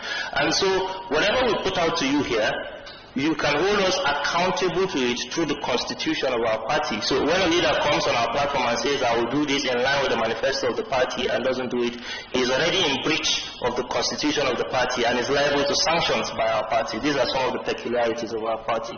And then our manifesto for 2023 is actually hinged on 5 agendas, and number 1 is making agriculture economically viable, number 2 is revamping the economy, number 3 is education and human capital development, number 4 is national unity and genuine federalism, and number 5 is improving national security. Now before I talk about this in detail, I think I would also want to give a brief about our presidential candidate. The name of our presidential candidate is Mr. Kola Abiola. He is the first son of the late MKO, the famous June 12 that we hear about. And he is the one flying the party's flag in this election. What is it about him? Well, professionally, he is an economist and a specialist in money management. And from his time as a young man, he, I think at the age of 28, was already responsible for his father's campaign in 1993. And so he is someone who is, I think, well-versed in Nigeria's political system and has grown from being a participatory actor at a young age to the point where he is now. And beyond that, he has also continued to manage family businesses that have continued to thrive despite state interferences, of course, for obvious political reasons. Now, beyond that, I don't want to take all of the time to go into the nitty-gritties of the manifesto so that I will allow for enough time for us to engage, because I prefer the engagement to just than just reading out whatever it is I have prepared here. But then, one thing I want to talk about is, maybe that will give us a frame or guide the conversation, is that according to a study, there are 3 capacities that individuals need to succeed or make social impact. And those capacities are political capacity, economic capacity, and educational capacity. And generally, it is believed that if an individual possesses at least 2 of these capacities, then he is empowered to bring about social change or succeed as an individual. So it doesn't matter the combination. If you have educational capacity and economic capacity, you can bring about change. If you have economic capacity and political capacity, you can bring about change. So it depends on whatever life affords you.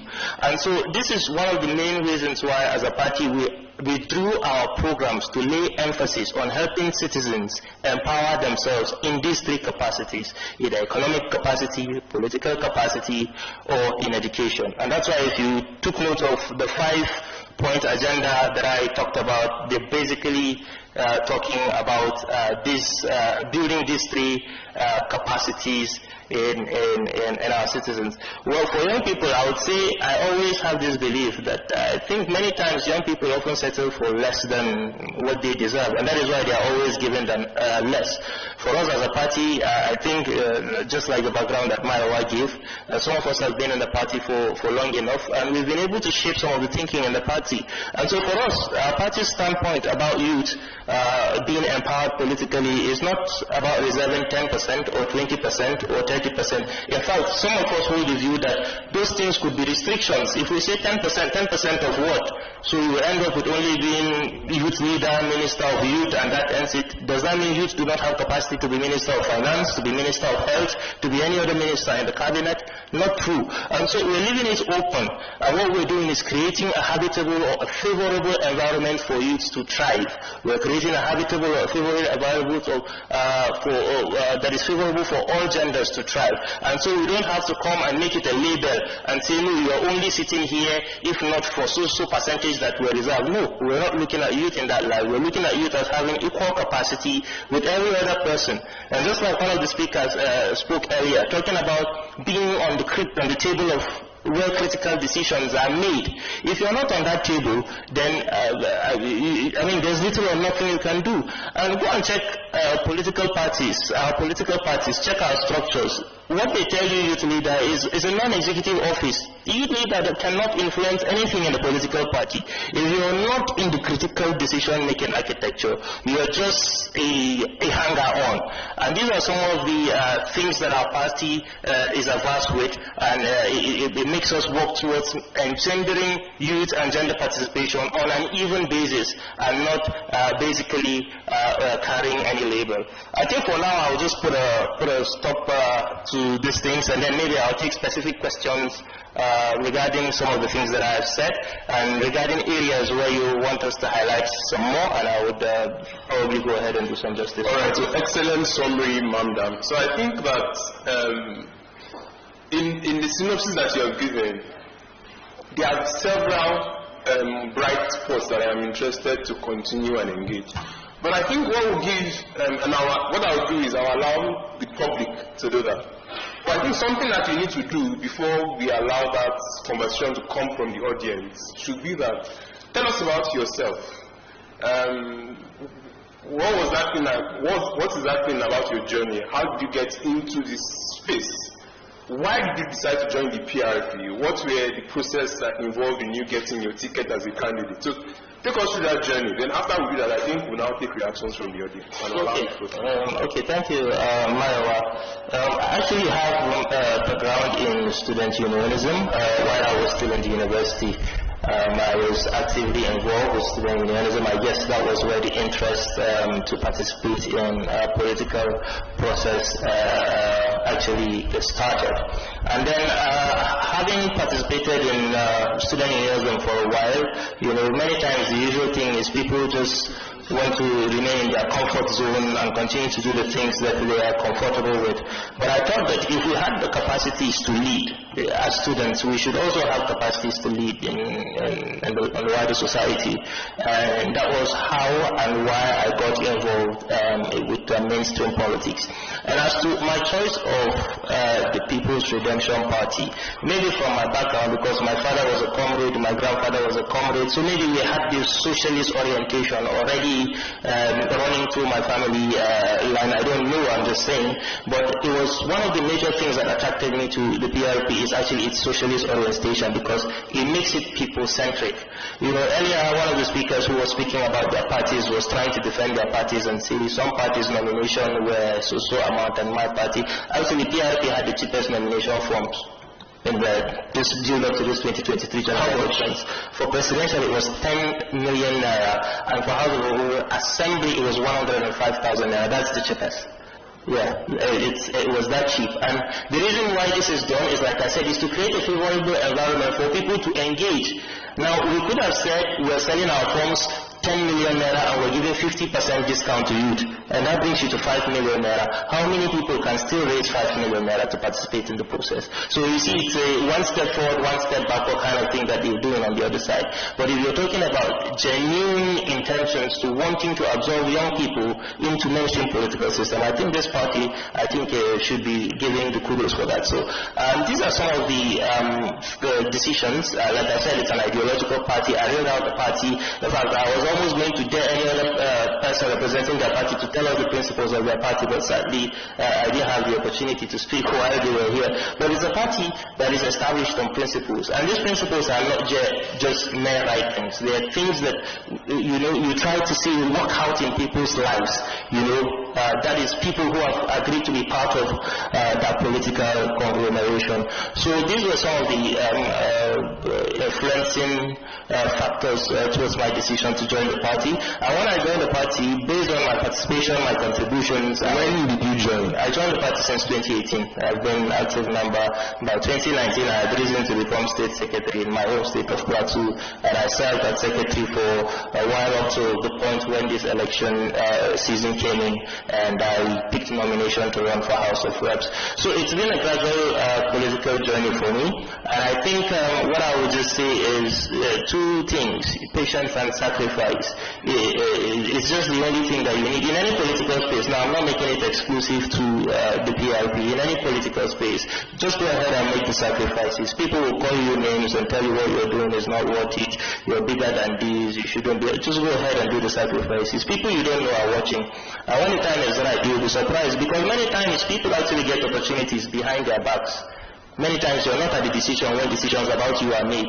It is based on recommendation. So how will you get a recommendation unless people have known you, have seen you, know your capacity before they can put in a word of recommendation? And how can they know you? You have to engage them first. So for me, I think it's about sacrifice first and then patience, because when you put in the work, you have to also wait for the results. Many times we're all too hurry to put in the work now and get the result. Now I know it takes time. You put in the work, and after a while you get the result. That's why I always encourage people to start early, because you can't be telling a dying man, someone dying of thirst, to wait till, he wants the water now. But if you start the journey early, you have buffer zones that you can play with. So if you attempt something and they tell you no, it's not yet time, wait.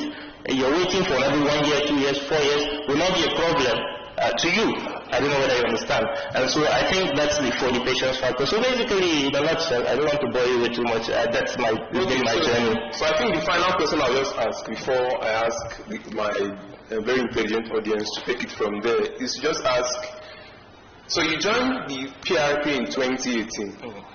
First is, what informed that choice? I asked you earlier, but you answered, but you did not answer specifically. There are 18 other parties. Why did you choose the PRP? Yes, you started to answer, but you left it. And I think that while you're answering that, then maybe you answer that they also engage with. What then? So in PRP, you moved state secretary in Plateau State, and you've been working and doing that work up to now.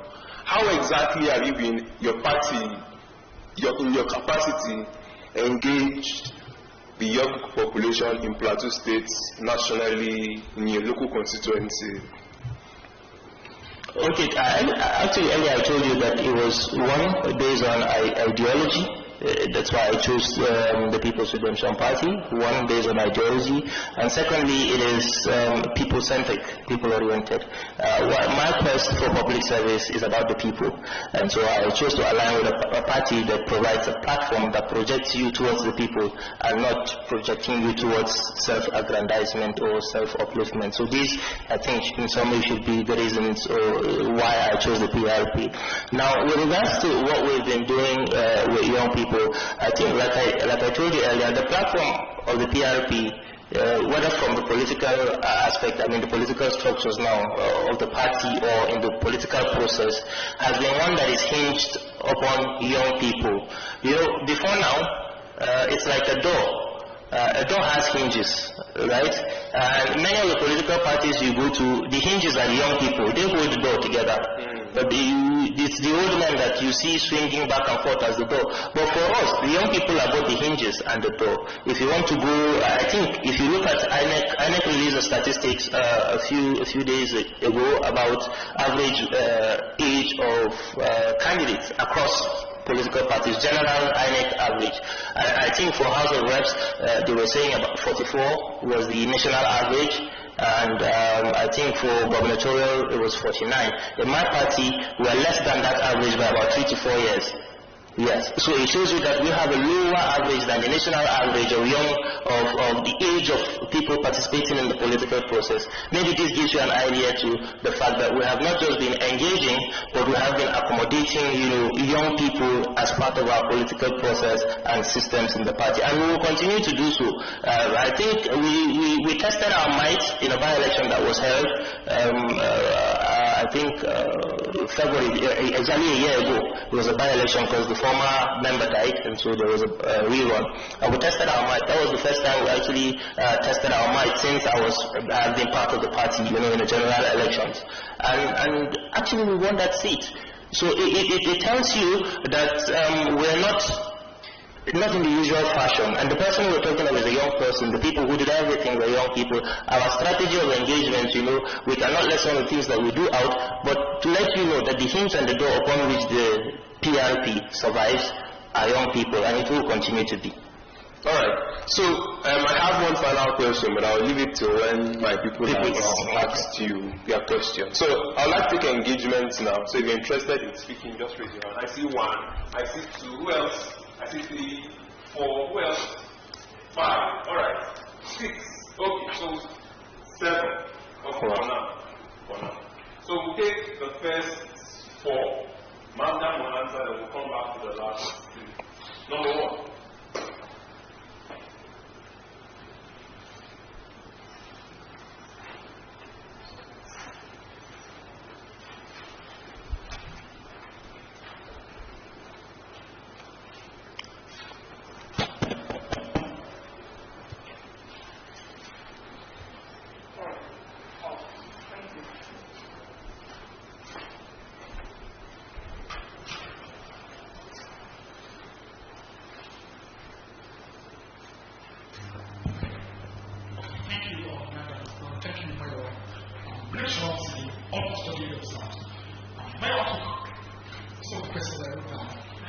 Yes, and take it off from there.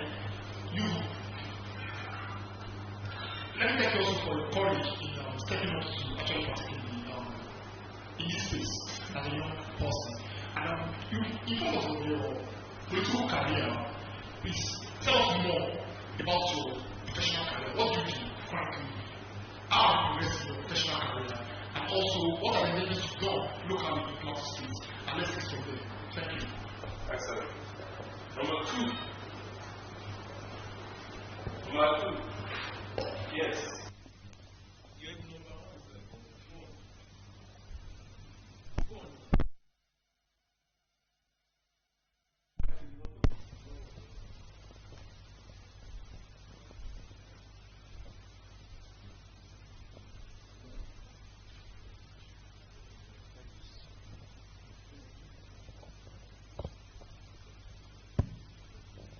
Good afternoon.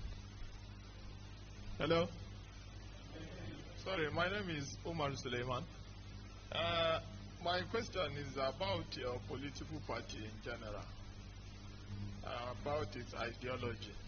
You know, over time, the subsequent governments, their policies have been that of rolling back. And your government seems to kind of have this socialist idea.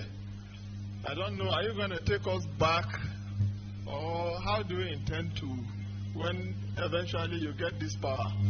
Because most of the government apparatus we know have been acquired daily, and you are saying you have a socialist background. I don't know, maybe, are we going to start afresh? Is that what it means? Because it's very clear we are tilting towards complete capitalism as it's going. That's my question. Thank you.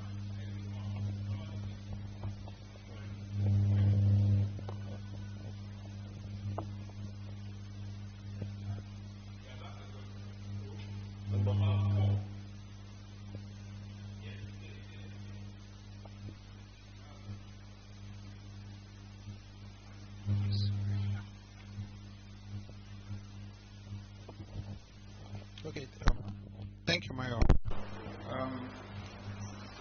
I would like to state very clearly without missing word that it is obvious that the representative of the PRP that we have is articulate, of course, and I must also commend his intellectual prowess too.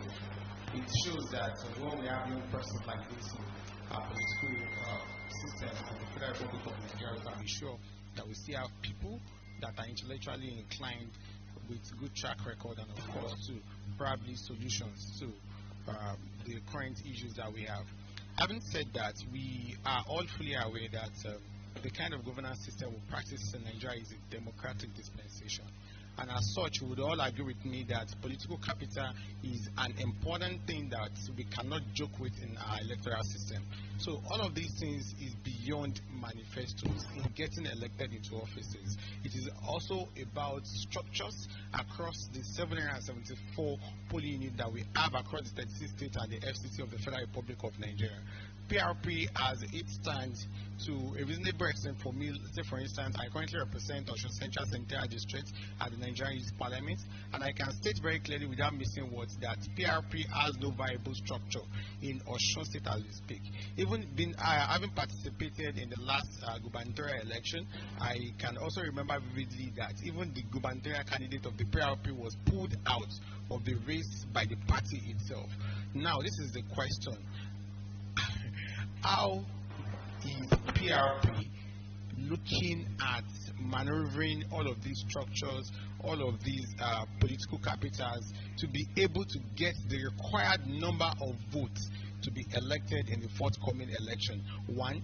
Two, of course, as the chairman of the Nigerian Youth Parliament House Committee on Agriculture and Rural Development, I would like you to please state very clearly to the plans of the PRP as a party and the forthcoming administration, probably as regards agricultural development of the country with focus on youth empowerment and development. Thank you.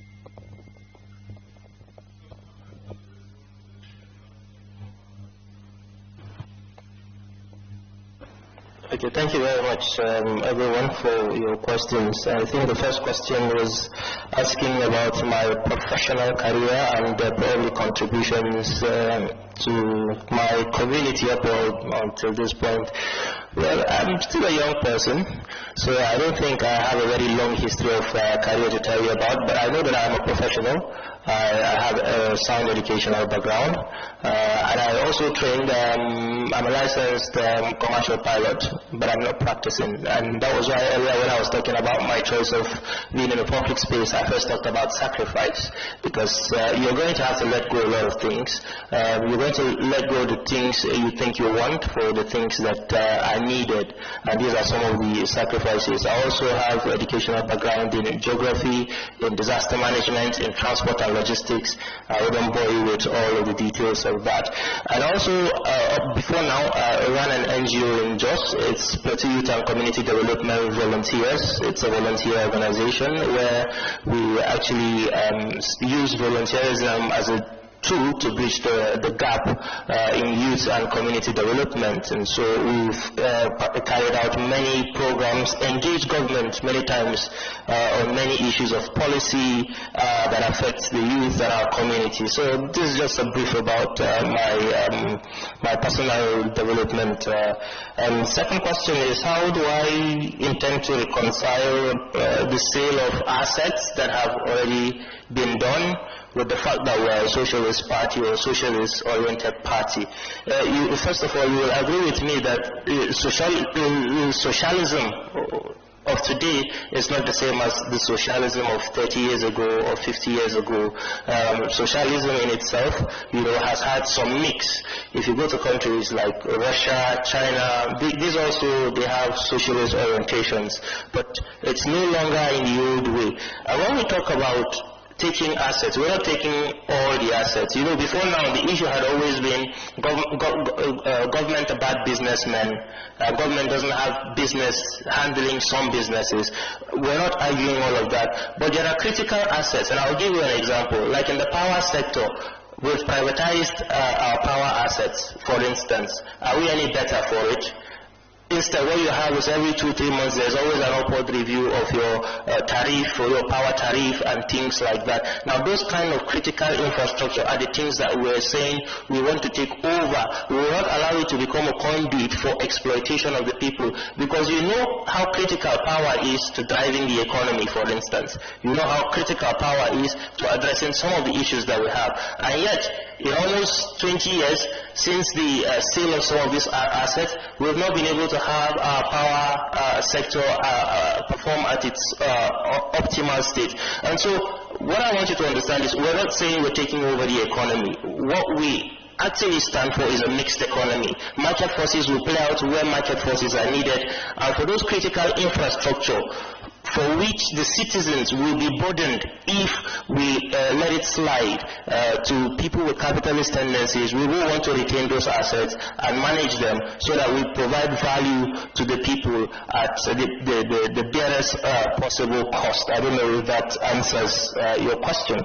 And thirdly, my friend from Ocean says, talks about our political capital. Well, I will not want to overdo myself, but I'm glad that you brought up the example of Ocean State. And you know, before I started this conversation, I first of all laid the background of what the party is and what it does, and how we lean towards being an ideological party, you know, wanting to do things in the order that is right. And the incident that you talked about, you know, so yes, the party pulled out its gubernatorial candidates in that election because there were a lot of compromises that stood, you know, in contention with the party's principles. And so the party didn't want to be a part of it. But you would also realize that even after pulling out the candidates, we had a vote that was way more than many of the parties that actually still stood in contention, or we had votes rather that was way higher than many parties that actually still stood in contention in that party. In fact, I would not want to mention names. There was a particular party that claimed they did a mega rally, and they had hundreds of thousands of people in that mega rally, and we got about 50% of the votes that they got. So sometimes political structures, such as you're talking about, may not necessarily be in the conventional style that you're used to. We may not have all the media presence, you understand, but then it doesn't mean that we're not in the hearts of the people. And when, as I'll borrow the words of my people from the other side, they say when jungle mature, we're still a work in progress. We're not going to feign any ignorance about some of the issues that we raise. We're still a work in progress, and we believe that forums like this also afford us the opportunity to reinforce our position and our values and what we stand for in the hearts and the minds of people like you, who also have a wide web of people within your own network whom you can influence. So for us, we're going in optimistic, and we're hopeful that yes, in time you would actually get to see us in those places where you're expecting to see us. Thank you, my brother. And then finally, my brother, you also talked about agriculture. Yeah, I think in the 5-point agenda I mentioned, agriculture was the first thing. It is because of the emphasis that we lay on agriculture. Now, currently, agriculture contributes about 40% of our GDP. It provides 70% of employment in Nigeria, and is the second highest foreign exchange earner after oil. But most of what we're doing in this agricultural sector is primary production. We have not been able to move our agricultural output from primary to secondary or maybe tertiary production to maximize value across the chain. And these are some of the places where we are wanting to lay emphasis, because if at this minimal level of performance of agriculture, it can provide 70% employment and 40% GDP. What do you think will happen if we truly focus on agriculture? One of the things that we intend to do, for example, is restore the marketing and commodity boards that were abolished many, many years ago. Why? The marketing and commodity boards actually helped farmers. Because you know, most of the farmers in Nigeria do it on a subsistence scale. We have very few large farmers. And so what these commodity and marketing boards did then was, it was a buffer. It helped the farmers quality control, price control. So even when farmers, there was a shock in the market, farmers didn't lose because the commodity board bought from them, you understand, and waited for the right time where the thing had value and pushed it out in the market. We're hoping to bring back this commodity market. We also intend to do legislation, because many of these things we will just say them as nice as they are without the legal framework or backing. You probably cannot do much. If you go to US, for instance, there is what they call a farm bill. If you go to Japan, I think they have the basic agricultural law. So we're looking towards having a legislation in that direction that by law, we are empowered by law to provide subsidy to farmers for farm consumables, farm movables, and all the other things that are necessary to help improve agricultural output. Also, we know that a lot of research institutions exist in the country on agriculture. Many times you hear the results of their research, this improves seed, this, that, but those things never leave the shelf of those research institutes. They hardly get into the hands of the farmers, and even when they do, the farmers do not have the requisite knowledge or training on those improved yields to be able to maximize yield. We will also work towards bridging that gap between research for improved yields and actually getting them to the right people who would utilize them to improve the agricultural needs. Another thing that we observe is before now, in the 70s, 80s, many farm communities actually ran on cooperatives. Many times you don't see those things today. And those cooperatives also, beyond the fact that they were a social aggregating point, they also helped because if an individual would want to approach a bank, for instance, for a facility, there is a limit cap to which a bank can allow that individual have that facility. But if a cooperative is approaching as a group, then there is a higher cap. And then there are many checks and balances within the cooperative to ensure that these individuals take these monies and use them for the purpose for which they were actually giving. So we're intending to reinvigorate, the cooperative societies across our agricultural communities. Most of these things were abolished for political reasons, because if our cooperatives and farmer cooperatives were strong today and they had financial capital, we won't even be discussing vote buying, because you can't go to them and think that you want to sway them. They already have strong institutions that support their trade or their businesses, so they will be up for what you have to offer. So for political reasons, some of those things were killed, not minding the economic impact that it's having on the people. We intend to restore some of those things. Also, we would see to reforming Bank of Agriculture, because it's already in existence, to see how we can be able to give out credit facilities, highly accessible credit facilities, because if you go now, they'll tell you they do give credit facilities, but under what condition? Many times it's not easy for our subsistence farmers to access those facilities. And finally, we intend to do what we call geo-mapping and land certification for our subsistence farmers. Many times our farmers, the only assets they have are their lands. And if they approach banks, for instance, or institutions where they should access facilities, they give them conditions, bring collateral this, you must do this and do that, and they can't, because even the lands that they have are not documented, and so they don't have any proof that can serve as a collateral. So what we want to do is create a deliberate system that will, that's why the establishment of cooperatives are important. We have cooperatives. Through those cooperatives, we map out the lands of the people who are interested. We get them the required documentation and paperwork for their lands, so that if at all they are not satisfied with other facilities that we are providing for them on social intervention, and they want to approach any commercial financial institution, they can do so having assets that duly registered at hand. I think I'll just cut it off here so I don't have to bore you. So thank you so much. Thank you very much. So we'll go to the next batch of questions. Number 5, number 6, number 7. All right. Number 8 now. Okay. Anybody wants to join this last batch? All right. So that's close. There's somebody behind. My name is David. I want to start this Thank you.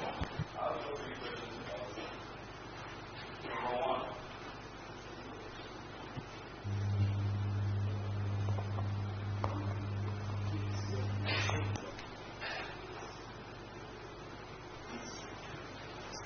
Okay, thank you. As I said earlier on, I have 3 questions to ask you.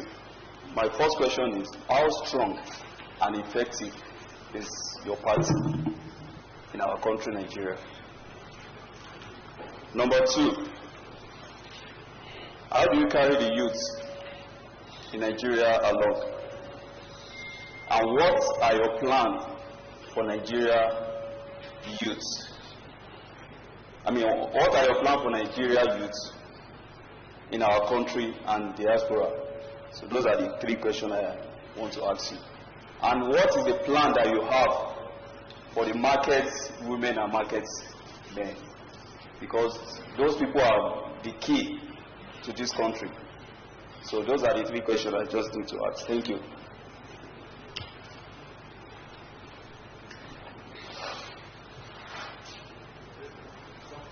Yes, number 6. Next person.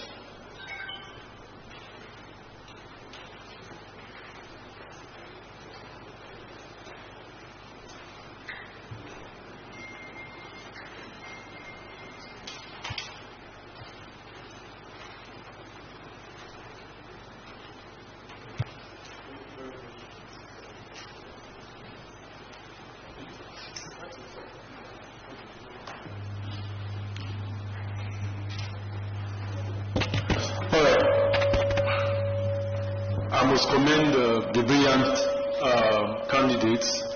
Unfortunately, I couldn't see him anywhere on social media. I think what you have, there are brilliant ideas, and you should use the tool of social media to amplify your voice. You know, most of the youths here running for office don't really have so much resources. So my advice, just an advice to you to go forward. You could aggressively use the social media tools. So my question is, I've heard so much about your party's manifestos. I'd like to know what you actually, as a legislative candidate, I believe you are running for the Federal House of Rep, right?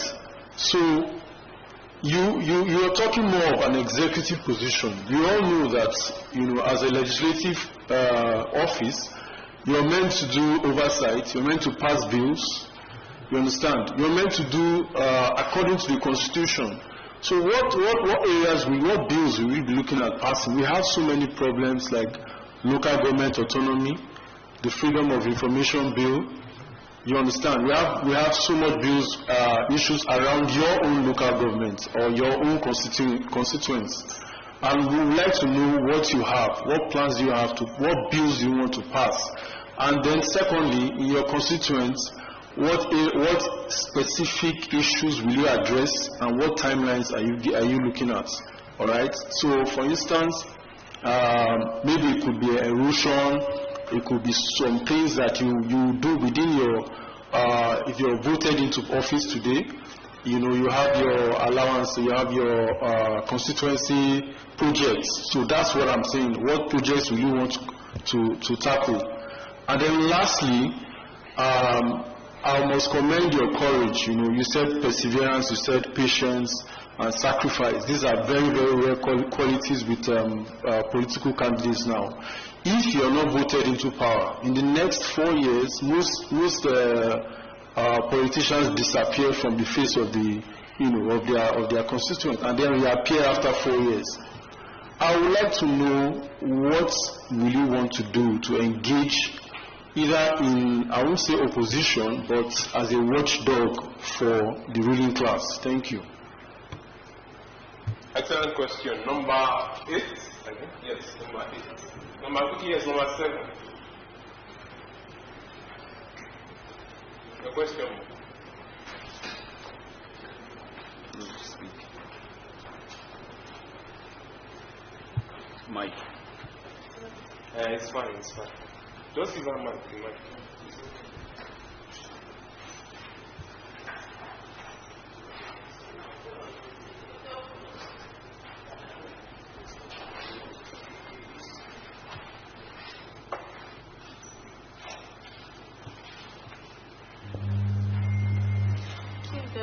Good afternoon, everyone.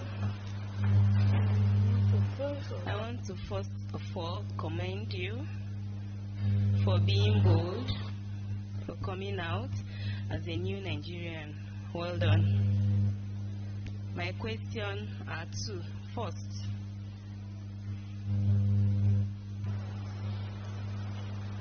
is your party inclusive?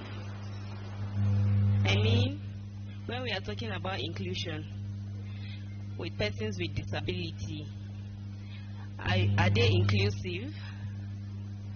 What are your plans to have for Nigerians who have disability and are young?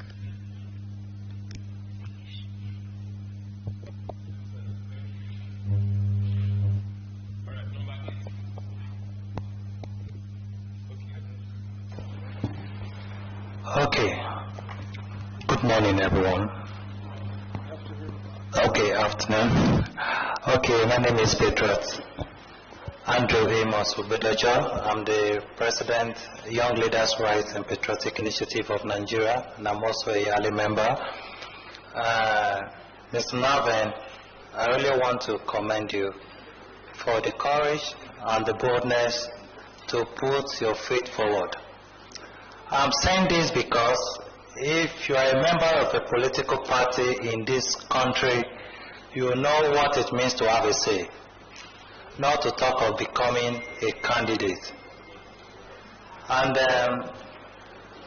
it's very important that as young people we should look at him as a form of motivation for us to also begin to participate in the various political parties we have. Don't say all of them are bad. You can see he chooses the platform, and today he's here to talk to us. So there should be no excuse why we should not participate in democratic process of governance, especially in party politics. That is very important. My question to you, my brother, is this. I have realized over time that when people indicate interest for public office, they become a public asset themselves. Their money no longer becomes theirs. Their cars no longer become theirs, because you can't pass people on the road, you don't offer them a lift, and you can't buy breakfast for people and all of that. These are challenges some of my friends have faced in the past and made them not to remain in the scene after some years, just like somebody rightly pointed out. Now, how have you been able to manage this situation before now? You know, regardless of how much you already have. I know you've talked about impact so much, but how do you manage people taxing you at bus stop, in the church, everywhere? You know, that is it. Then another advice I want to offer you is to look at your coming here as a great opportunity to network with these young minds across different parts of Nigeria. Use the platform offered by NYP, YALI, and other organizations that are partnering in this program for you to tag them in your tweets so we could get to see your posters, so you could become popular even beyond your constituency. Thank you very much.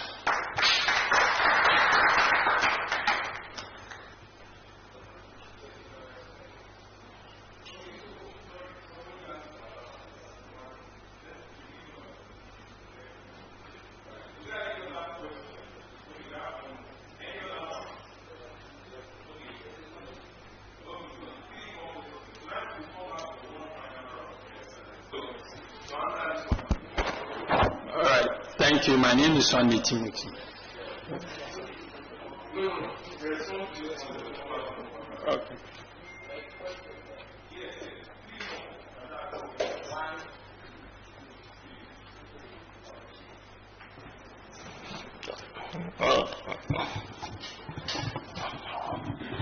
Thank you once again, everyone.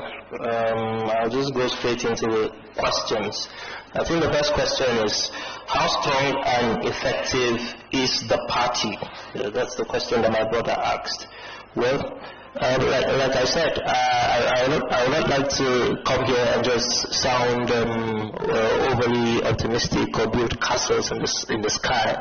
Earlier, when I was talking, responding to my brother from Oshun's question, I actually told you that our party is still a work in progress. Though the oldest registered political party, there have been many reasons why we have suffered the kind of political seclusion that we have suffered. And it is the voices of young people like us who have decided to give life back to the party that is actually bringing the party back to the limelight. And maybe this is connected to your second question, which says, how do we carry it along? We don't carry it along. This party is actually carried by the youth. If you go to the structures all across the country, mostly what you see are young people of interest, of course, because as an ideological party, as a party that has a socialist orientation, we do not have all the money, within the coffers. I just told you that from our sales of forms, we sold the cheapest various forms. So the party itself doesn't ever have the kind of money to fund some of the appearances as people see with the conventional political parties. It is not because the party cannot do that, but if the party begins to do that, then it begins to, depart from inclusivity, because there will be a whole lot within the population that will now be denied the access that they have. People like myself, of course, if not for the platform of the party, if we're talking of the big political parties, probably you just end up as an SA somewhere. That's the best they want to use you for. But now you have a voice, and this is just how I see it. It's a work in progress. I'm not saying we're there yet, and I'm not saying we're not there yet. I told you about the performances we've had in many states, even in my state inclusive, and it shows that we're growing. Many people don't know we actually had 2 serving members in the House of Reps before now, from the 2019 National Assembly elections. We had 2 candidates from Bauchi. Later one joined them from Plateau, my state. So we had 3, but 1 decamped to APC. And so you see the pockets of the performances. We've participated in elections in Oshun, in Ekiti, and many other places where elections have held before now. So we're actually a growing party, and our presence is growing by the day, and we're hopeful and optimistic that with the support of people like you who probably buy into the vision of the party, we can get stronger. Now, you said, what are the plans for the Nigerian youth? Now, like I said, the plans for the Nigerian youth is already our party system and structure is administered by young people. And so what better plan is it that we are giving young people political capacity? Because if you remember when I started, I talked about the capacities that people need to succeed. You need the economic capacity, you need the political capacity. So for us, we're doing too well already to helping young people, build their political capacities. It is now left for those young people to extend to their network and build the capacities of people that are lower down in their network, and the ripple goes on. For economic capacity, initially I talked about how we are laying a lot of emphasis on agriculture. Now the problem is, many times when we talk about agriculture, young people just look at it as the unearthing of soil, and it's a dirty job, and it's this. But if you look at the agricultural value chain, technology is involved in agriculture today. Almost all fields of expertise are involved in agriculture, processing, manufacturing, and so when we're laying emphasis on agriculture, it's to be able to maximize the value chain in agriculture and create more opportunities that young people will take advantage of to empower themselves economically. Also, another place that we have actually looked at as an area of empowering young people is the extractive industry, mostly with regards to mining, oil and gas. Even though oil and gas, it's something that some people want to believe is their exclusive right, they muster all the muscle they can to retain oil and gas assets and things like that. But we're looking at ways, where we can encourage the participation of young people in these industries by reforming the agencies that are responsible. We have SMEDAN in existence, but many times people don't even see the impact or feel the impact of SMEDAN. We have METI, which is supposed to be the extractive industry. Many times people don't even know these agencies exist. So what we're hoping is to reform some of these agencies to widen the envelope that captures more young people, for economic empowerment. And that is in addition to already the political empowerment that we're talking about. Then in terms of education, we think that education also requires a whole lot of overhaul from the current status quo. Earlier when some of the other candidates were talking, they talked about education from their perspective. And for us, we believe that, like I like to put it, many times people say there is no peace without prosperity. For some of us, we say there is no prosperity. People say there is no prosperity without peace. I like to say there is no peace without prosperity. So empowering people to be prosperous would automatically transform their minds, to not engage in some of those vices that we want to associate with young people. So we have a whole lot for education. We're hoping that as a government we will be able to establish the UN, recommended 26% for education, and it is to cater for some of the issues that you're talking about. When someone says there is not enough money to fund our tertiary education and all the other arms of our education, it's just laughable. I mean, you can tell people that they can obtain student loans to finance their education, and then government is obtaining loans to fund critical infrastructure. Then you ask, is education not part of the critical infrastructure that should be funded with the loans that the government has already taken, that you now want to double burden the citizens by saying we have taken loans and done whatever we did, you now need loans, to see through your education. So we have a lot of plans in education. So basically, economic empowerment, education, political empowerment, these are some of the things that we have to help position the youth, to maximize their potentials. And we talked about market women and market men. Earlier when we were talking about agriculture, I talked about establishing cooperatives. It was not just only for the agricultural sector. We believe that all vocations, all professions, and all interest areas will be able to get the support of government to have such aggregations, cooperative societies. Through these cooperative societies, necessary interventions can be made to help empower these people, to thrive in their chosen vocation, art, or businesses. And then my brother talked about, my other friend, advised about social media tools. We'll work on that. We'll work to improve our presence on social media. And then what builds of interest? Well, the truth is, why I didn't speak much about myself is because I'm here to speak about my presidential candidates and their manifesto. And so that is why I didn't delve much into my own personal legislative agenda, because I have one. I have interest from education to agriculture, because like I said, the manifesto of our party is embedded in our constitution. So even for the candidates at different levels, we align our manifesto to the manifesto of the party for those interest areas that affect our constituency. And so for my place, I'm talking about agriculture, I'm talking about education, I'm talking about aviation, I'm talking about healthcare. I have a long list of proposed bills already that is to cater for my own people's needs. On the wider scale, because you said I will be a federal lawmaker, what other interests do I have that will have national impact? One is education. I believe our educational sector needs serious reforms, with particular reference to funding for our tertiary institutions. We have the likes of TED Fund that are in existence, and when you hear the kind of monies that pools to TED Fund, and you now hear people complaining that there is no money to fund education, then you wonder what the gap is. And it is basically an issue of legislation, because the legislation that establishes TED Fund doesn't empower it, to fund our tertiary education. It empowers us to intervene. And intervention is a very bogus word. So that's why they are doing the intervention. It's not as if they are not doing the intervention. They choose not to do the intervention on they send people on scholarships, build 1 or 2 lecture theaters, over bloated contract prices, and it ends there. But if we are able to work on the legislation that empowers TED Fund now from the pool of resources at their disposal to fund tertiary education, fully have that mandate, I believe a lot of these issues that we're having will not even come up in the first place. And that is one of the major agenda that I have, looking forward if I get the opportunity as a federal lawmaker.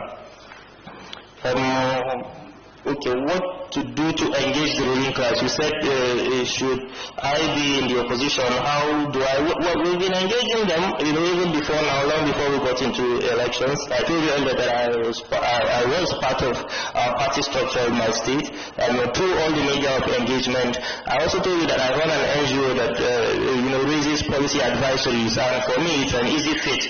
I just get my people doing my policy advisory work for me. Whatever good policies that they come up with, I use my political platform to begin to hit government with it and to say this could be done. And we have several of such on record that we have profiled a solution, and also to keep government in check. So I'm sure that I will be continuing, if I do not get the opportunity to serve, we will continue to see ourselves as watchdogs to whoever gets the opportunity. The next question is PRP inclusive, and what are the plans that we have for Nigerians with disability? Yes, the PRP is inclusive. I remember even during this electoral process, part of our party's policy that people with disability, I can't remember the exact figure now, whether it was a 50% discount or 70% discount. Honestly, I can't remember, but I knew there was a discount. But for women, it was certain 50% discount. But for for people with disability, I can't remember the exact value, whether it was the same 50% or it was a little bit more. And it was deliberate to encourage people with disability to be part of our process. We don't have any segregation with them. Those of them that are part of what we're doing are part of us, and they enjoy equal rights.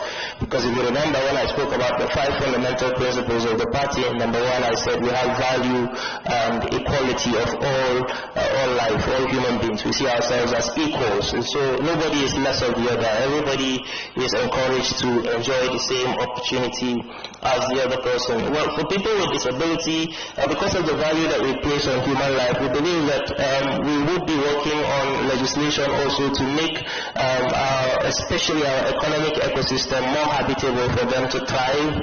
Many of them have handwork or vocations or 1 or 2 things they're engaged with.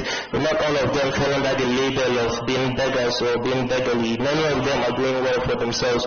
But all we just hope to do is to create a more habitable ecosystem for them to thrive economically, politically. We're already doing that. So even educationally. I think the next question is how to manage situation with dealing with people. Well, it's just like you said, if you decide to go out for public office, you're a public asset, yes, that's true. But being a public asset, you also have threshold of your capacity, and it's just left up to you to be able to live within the threshold of your capacity. It is when you go out of the threshold of your capacity that you now begin to run into issues, because you take up responsibilities that you cannot keep, make promises you cannot keep, and then it becomes a negative, or you have a fireback effect. It becomes negative counting for you. So for me, it's just to keep yourself within your capacity. Yes, in fact, I think when I was speaking earlier, first of all, I started about sacrifice. Yeah, you're going to have to make a lot of sacrifices, but the sacrifices must not be inimical. It must not be sacrifices that, breaks you or gets you off. There are people that will never stop. You just have to learn to say no. I think Tony Blair once said that saying yes is easy. As a leader, you must learn to say no. So it's just about you, your personal capacity, and the threshold that you have set for yourself, and you just keep managing yourself within that threshold, and I think you will be fine.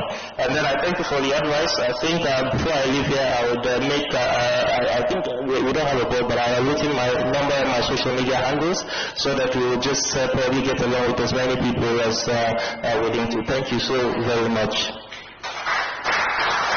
A round of applause, please. Thank you very much. So we'll take the final batch of questions and responses now. All right, so let's start with the back. The person at the back.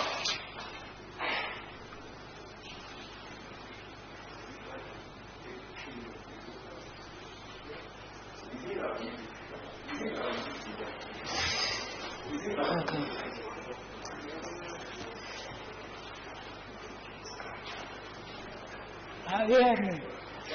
Okay. Good morning, everyone. My name is Hugo Blessing. Mr. President,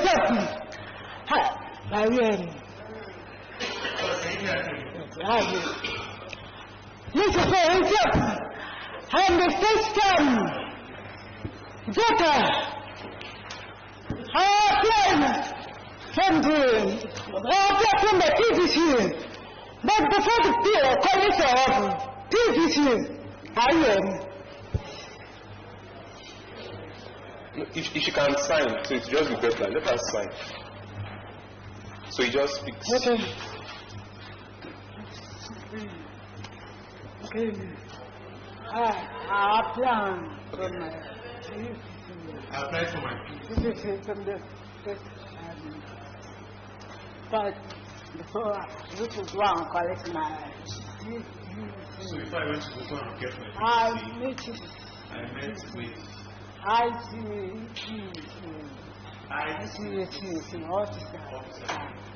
to collect my PVC. But then take. What they take my PVC? For the checking my PVC, they tell me they told me that they will apply again. So they apply again to collect it. I go to the office, they check up time. They say they're missing. But before now, they have to close collection. So my question is important. If they will say they can use our... Is there a way they can use our... Yeah, I will see a number.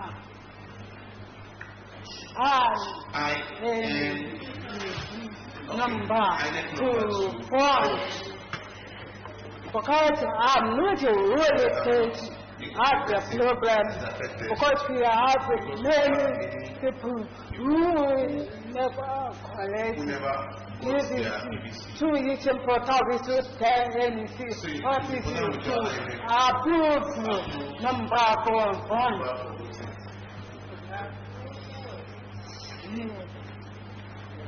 I can see application to funds.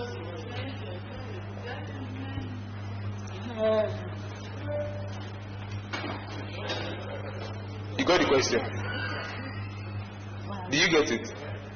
Oh. Okay, let me just reword it. Okay, yes, please. I think she wasn't able to secure her PVC from one excuse or another. So she's asking if it's possible that an alternative method be provided for people like her, particularly deaf people who have limited access to information. And she doesn't need to have like it's part of what we're doing, but she just wants to know if there's any alternative methods she can use to go aside from that, because she has been trying to get it and has been unable to. Alright, thank you very much. So the next question. No, it's not there. It's just 3 people. That lady. That lady. The lady in red. Yes, your question, please.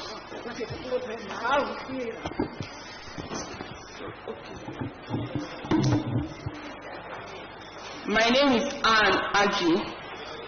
I'm the convener of Anorak Foundation for Women and Girls, and I'm also a member of Yali Network. So, in Nigeria, the lack of women inclusion in governance is no longer news. And I want to ask, if elected into power, what are the plans of your candidates as well as your political party to drive women inclusion in governance? All right. The final question, sir.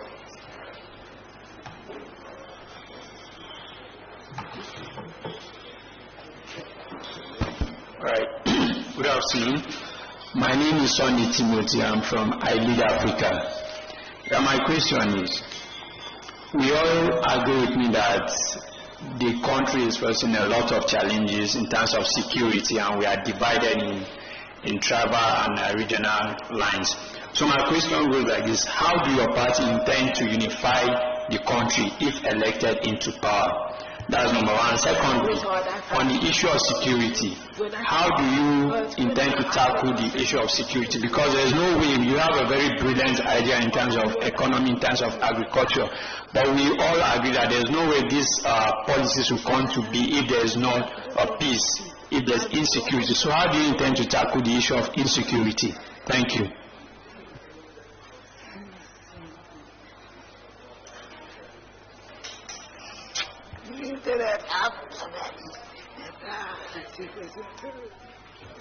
Okay, thank you once again, my dear friends. Okay, my sister earlier was talking about her PVC and how she missed collecting before the deadline. I think most of INEC actions in this election is guided by the Electoral Act, and there are explicit provisions.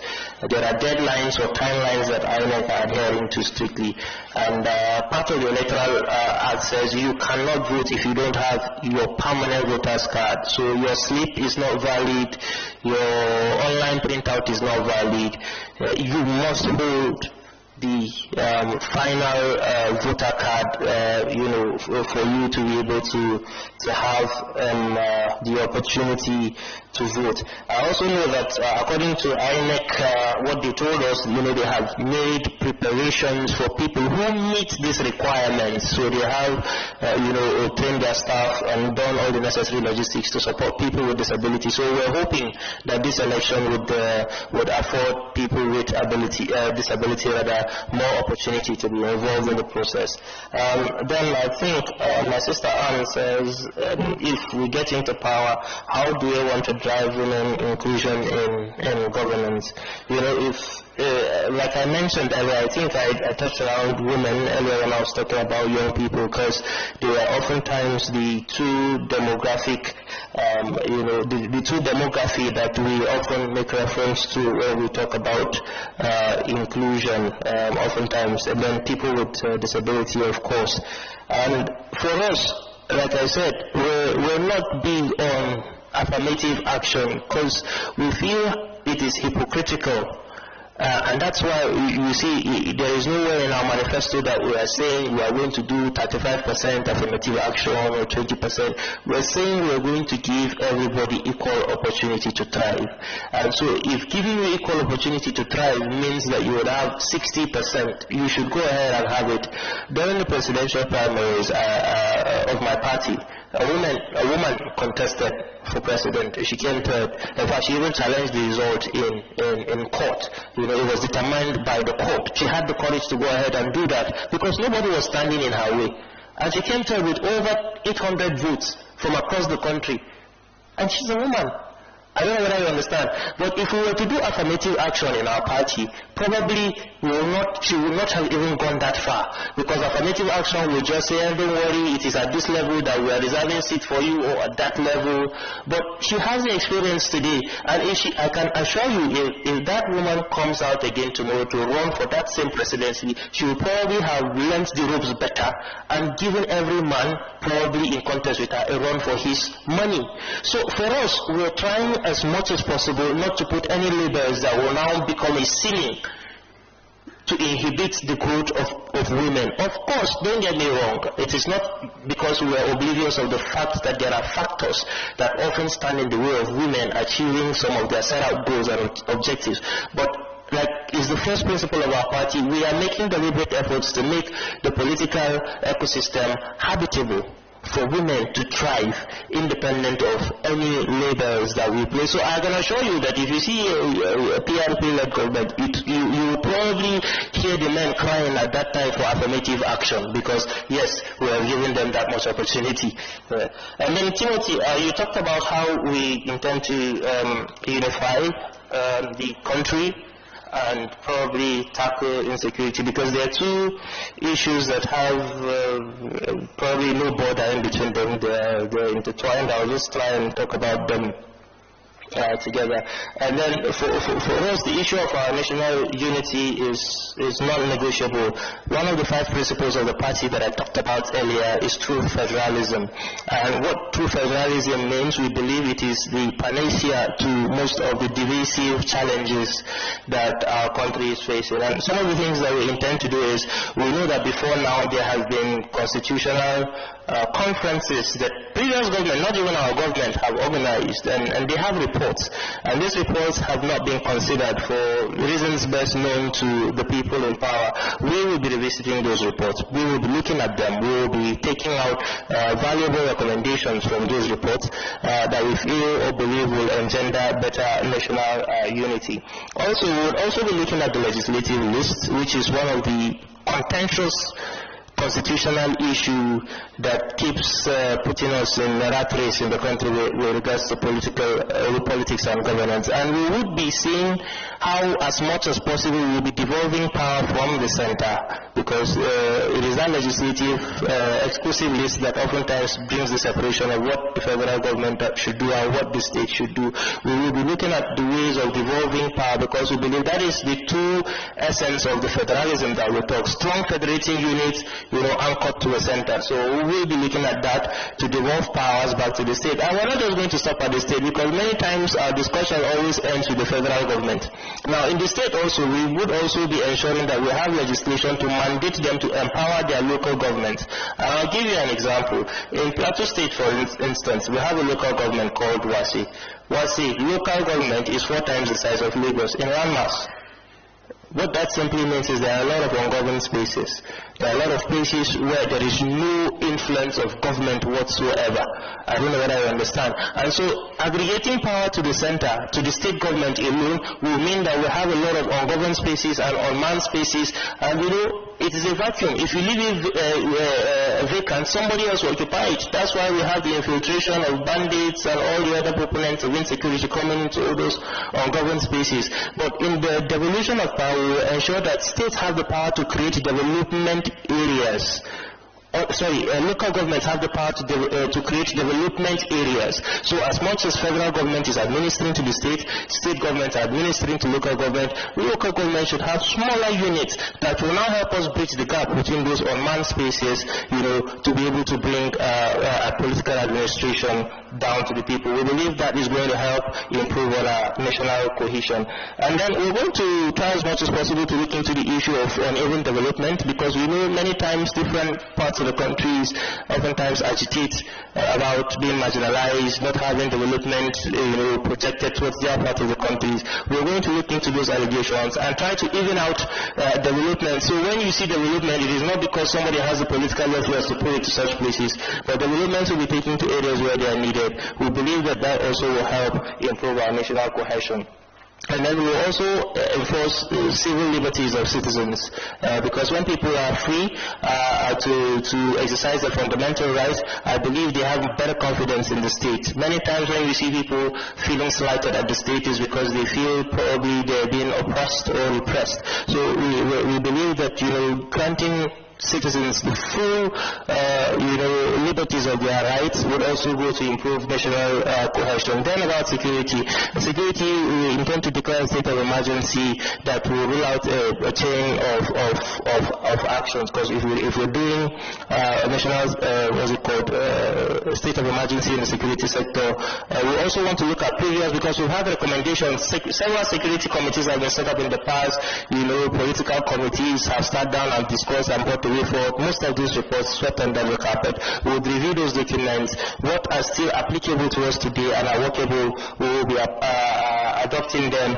Also, we'll free up our security personnel. Much of what you see today, you will see a citizen carrying 6 mopoles, 2 hillocks, moving around, you know, securing himself, while other citizens are left at the mercy of, you know, whatever fate befalls them. What we want to do is we would be looking at ways to license private security outfits to be able to carry light arms and provide personal security to people. So you don't have to see a police doing that personal aid stuff. The police will be freed up, and all the other security personnel that are attached to VIPs will be freed up to attend to other needs. I mean, if you go to the United States, it's what happens there. You have a lot of private outfits that have license from government to carry light arms, and they provide personal security to VIP and not necessarily state actors in the security sector.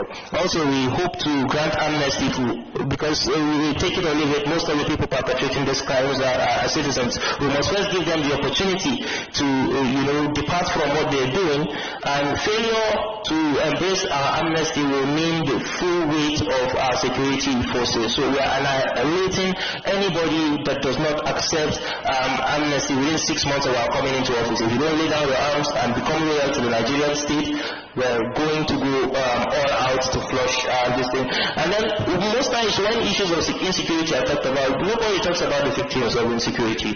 We believe that it is also critical towards the healing process and towards integration, like we talked about, national integration. So we should have a compensation model for victims of extremism, one way or the other, and we're going to put forward a model that will help cater for victims of extremism with regards to insecurity. And also we'll try to institutionalize civil arbitration and dispute resolution mechanisms across different levels of governance, because we believe it is going to help forestall the breakdown or total degeneration. Sometimes the security issues that we see are perception issues, are rumor issues, are just issues of differences in understanding, and people do not have a first point of call, so they decide to take laws into their hands. But if you have institutionalized, mechanisms for civil arbitration and dispute resolution, we can do away with a lot of some of these security issues at our localities, and then, free up ourselves to face the real challenges of helping our country grow. That's my little contribution. Thank you so much. Let's give a round of applause for Mandam, please. The thing is, when we hear solutions, we realize how simple governance can be. This is obvious now, but the question is, why is nobody doing it? And it is very painful for me as a young person, because I realize the truth is, governance can be simple, governance can be complex. The only difference, the only thing that makes what if is the presence of a human factor. It means that if there is a human engine that is driven by empathy, capacity, and integrity, you realize that governance is the easiest industry that we can have. It is easier than entertainment. Imagine what it takes to make a skit. Do you understand? So these are the issues. But we just hope that this new generation of leaders that I hope that you have will lead that charge going forward. Thank you very much, Mandam, for your contributions. Please let's give Mandam a round of applause. I'm sure all of us are entirely satisfied. There is still one Egbo in white that still wants to say something. So I'll just stand on your seat very quickly. I'll now also have to respond to, so just go. Thank you so much. When you were talking, you mentioned, you touched some parts of environmental issues. So I want to get clearly your frameworks, or if you have policies that could actually help us tackle the issue of climate change. All right. Thank you very much. So, Mandam, you are right to a healthy environment, So I would like you to help us with. All right. You don't have to answer now. So when we finish, and you can meet Mandam, he'll answer you privately. So, Mandam, before you leave, I told you I have one last question, and before people engage you.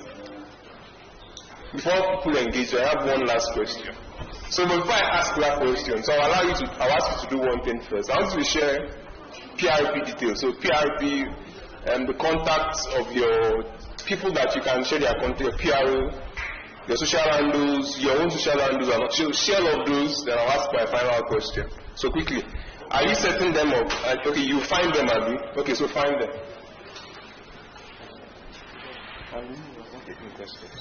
So the question I have for you, so why are you looking for all of those? Have you found them? Okay, so my own is you don't have to write it down, it's a question you get once. So just look for those things first. So the question I have for Mandam is simply that what we see today is young people are using political parties as vehicles. So it means that young people just have an opportunity to make a name for themselves, and let me just jump on this bandwagon and just see if I can, without, there is no depth. That is the reality. But the next reality is the next point of advocacy for all of us, because the truth is I have been very and thoroughly impressed by the level of engagement that I have gotten from this room. So give yourselves a round of applause, please. It has shown deep intellectualism and resounding commitment to making Nigeria great. But then the next bus stop of that vision is ensuring that we ourselves become agents of political parties. So become active in political parties. But it needs to come from a place, and I'm hoping that by the time Mamdam answers this question, it will give us a perspective when we think about it in our own private space. So Mamdam, my question for you is, so what are the challenges you faced in getting the tickets? What are the challenges you are facing running for office?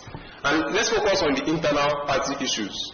And the second question is, are you a candidate running on the PRP, or are you a candidate running with the PRP?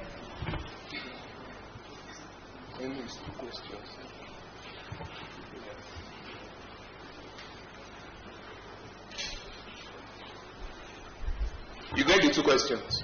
So share your details, then answer the question, and we'll call this session around.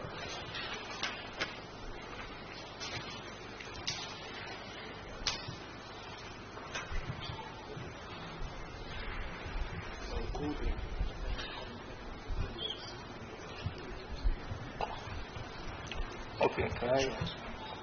You share your details now, then answer. Okay, my Twitter. So I want that thing to be like your closing statement. Yes. I understand.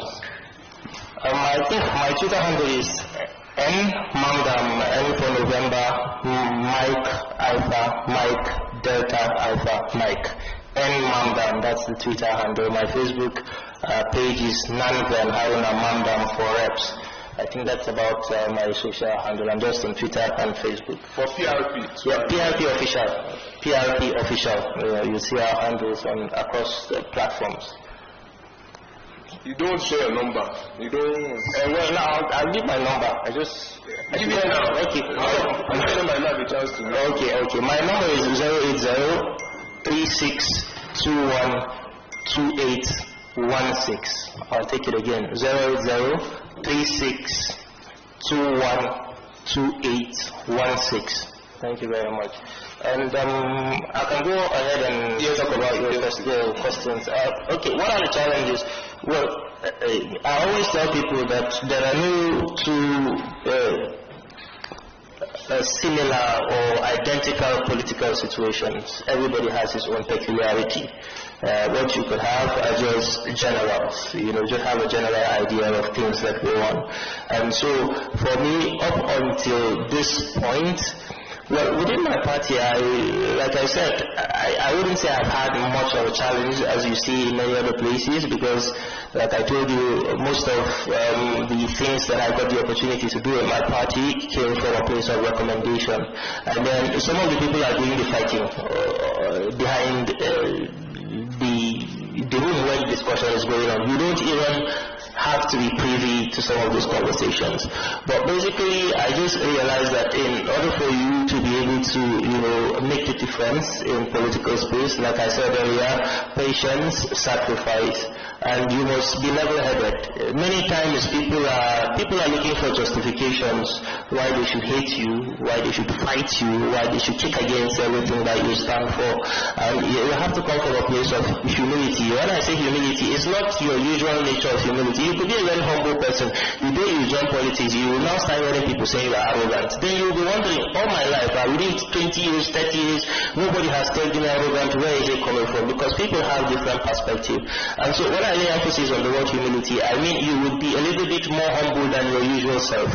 You would actually need to bury yourself down and put in all the sacrifice you can afford, to be able to get to the point. Well, I'll just leave it at that, basically, yes, because the challenges, like I said, there are no two identical situations, but you must build character. Going into political space, you need a lot of character, patience, perseverance, sacrifice, your resilience. These are just a few of the attributes, but you need these things, and the earlier you build them, the better for you, because you will need them till the day you probably leave the political space entirely, no matter how big you grow. I'm sure some of the political activities that we see across board with different political actors will give you an idea of what I'm talking about. It doesn't matter how big you grow, you will need these qualities, you will need this character. So there's no escaping it. The earlier you build it, the better for your sojourn in the political space. And then you said if I am running on the PRP or running with the PRP, I think from my background it should give you an idea, because I was first of all working with the PRP before I decided to run. So even after I run, I will still continue to be with the PRP. I look for, many times the mistake we make is to think that political process must offer us the opportunity to lead. No, political process will offer you an opportunity to serve, but it mustn't offer you an opportunity to lead. So if I'm going to serve, I could serve as an opposition. If today, by basis of the criticism that I offer to government, someone sleeps with food in his belly or someone sleeps with shelter over his head, I have served the people and it gives me satisfaction. And so I am not in it for an opportunity to lead necessarily, but for an opportunity to serve. And for service, we will continue to do it as long as we are able to. Thank you very much. Ladies and gentlemen, you have your answer. Please let's give a round of applause for Nanven Haruna Mamdam. Thank you, sir. Alright, so I think that we have had very thorough, very engaging and very stimulating sessions. I'm not so excited that PDP and Labour Party did not join us, but I'm thankful for APC that did thankful for PRP that did and SDP that did. The conversation is continuous. We must continue it in our own private spaces. We must continue it in our own circle of influence. So if you have access to other political parties within your own network, engage them, ask questions, bring this conversation to the fore. There's only so much NYP, there's only so much press pay, there's only so much raising new voices, there's only so much Yali Abuja can do, and all the other partners that we have, there's only so much they can do. We must be vanguards of the message ourselves, and that is our responsibility as young people. For final greetings, I would just like to recognize a couple of people and thank them for having stayed with us up till now. Alright, so the person of Mr. Sunday Adaje, if it's Yoruba, Adaje. So from Two Baba Foundation representing Vote Not Fight. If he's here, let him just, please, recognition, stand of recognition, sir. Stand of recognition, sir, and say, and greet us, just greet us. Just greet us from there, sir. Alright, thank you very much, sir. And we'll have Janet Fashaki, and she's the ED of Ability Plus Initiative. Please, wherever you are, stand up recognition, please, and say hello. Thank you very much. We also have in our midst Mrs. Lizzie Igbene. She is the National President for Nigerian Women Agro-Allied Farmers. Let's give her a round of applause, please. All right, ma'am. So you want to greet us, sir? Please help her. She help her.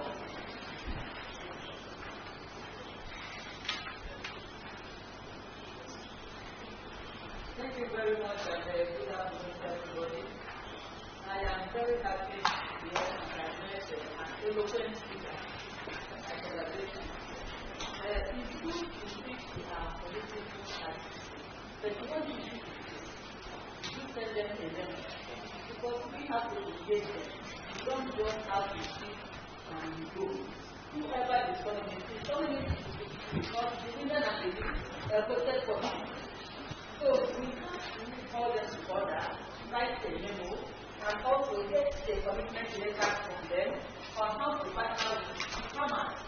Especially because if the government is saying that they want to industrialize or build agriculture, they are giving on the women and the youth. Am I wrong? No. So what do we do? From DBC now, I want us to come and network as a pressure group. Like we will write the memo and ask the government to engage us. Whoever wins this election must come back to us. Am I right? Whoever wins this election must come back to us and add us to the policy of planning of way forward. If we don't do that, then we lose the game for the next 4 years, 8 years. And so, what we have to do is, from the membership of this meeting now, and we get our phone number for the WhatsApp group. By next week Monday, we should be sending every day 34 weeks of different information. What is your role, or what do you want to do with this? What is your intake, or what are you going to do as a country? Who is going to be involved? We are going to let the government know that we are ready to take it up by ourselves. Exactly. Am I correct? Yes, ma'am. Thank you very much, ma'am. Thank you very much, ma'am. So it means that we must continue to advance this conversation. And that is one strategy that we can use. And I'm sure that the organizers, in your wisdom, will look into it, evaluate, and decide on a course of action. Ladies and gentlemen, I cannot thank you enough. Your attention has been wrapped. Your hands have been clapping since, and now we'll clap again. I'll go to level 10. Are you ready? Are you ready? We will start. Are you ready? Please give yourselves a round of applause, level 1. A round of applause. A round of applause, please. A round of applause, please. A round of applause, please. A round of applause, please. A round of applause. Thank you very much. I have been excited to do this with you. And to close us off for today as we bring this event to a close, I would like to invite Madam Speaker. Her name is Right Honorable Azizat Ishao. She's the Speaker of the Nigerian Youth Parliament, and invite us to give us the closing remarks as we close this session. Thank you for your time, ladies and gentlemen.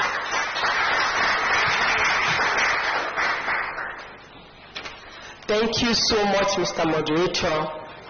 Good afternoon, ladies and gentlemen. Allow me to maintain the existing salutation. It's a great opportunity to sit down with fellow young women and men for today's program. Like the moderator said, my name is Dr. Azizat Yishao. You missed that out. And it's a pleasure to have you here. We at the Nigerian Youth Parliament are young people, representatives from all the 36 states, including FCT.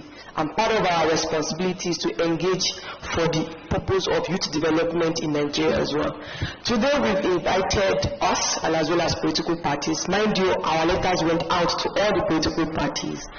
PDP, Accord, Labour Party, PRP, ADC, APC, and then SDP as well. And we've been in contact with them to this very moment. So I want to start by acknowledging those who were able to be part of this program today, as well as those that we've invited, specifically the Minister for Minister for Youth and Sport from the Federal Ministry of Youth and Sport, represented by the Director Ajia Daura, as well as the Permanent Secretary for the Ministry of Youth and Sport, as well as Professor Koya Ajayi, who is the Honorable Chairman for Outreach and Partnership Committee at INEC as well. I also want to thank all our partners who are here today. Thank you so much for your time. The essence of this program is in the last 12 months, all the political parties have had several engagements, but none with young people, especially young people outside political parties. The essence of today is to challenge those political parties on their ability to engage young people outside their comfort zone. And I think we know those who felt comfortable enough to answer our questions as well. Aside from today, we'll be promoting what we've done today on all the print media and all the televisions to show to other young people the political parties that are interested in conversations that have to do with young people. I would encourage us to please follow us on our social media platform, Twitter, Instagram, LinkedIn and Facebook as well, official_NYP1.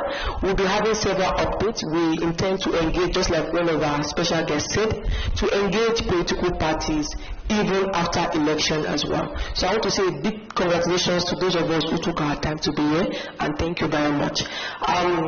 As an added information, we have a second program here, which is engagement from civil society with the Nigerian police.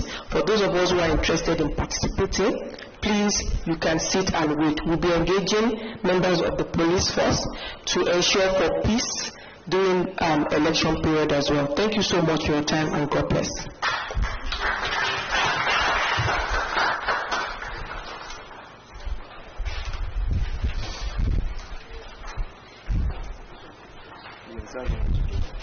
Okay, so we have finished serious matter. Now it's time for us to picture is also serious matter now, because how do we keep or document these moments in history? So ladies and gentlemen, don't go yet, so we have just come and stand here. Yes. So I'd just like pictures, please. Please let us set. Okay, you're gonna stay here. You stay here. Set up the stage for pictures. So this is how we'll do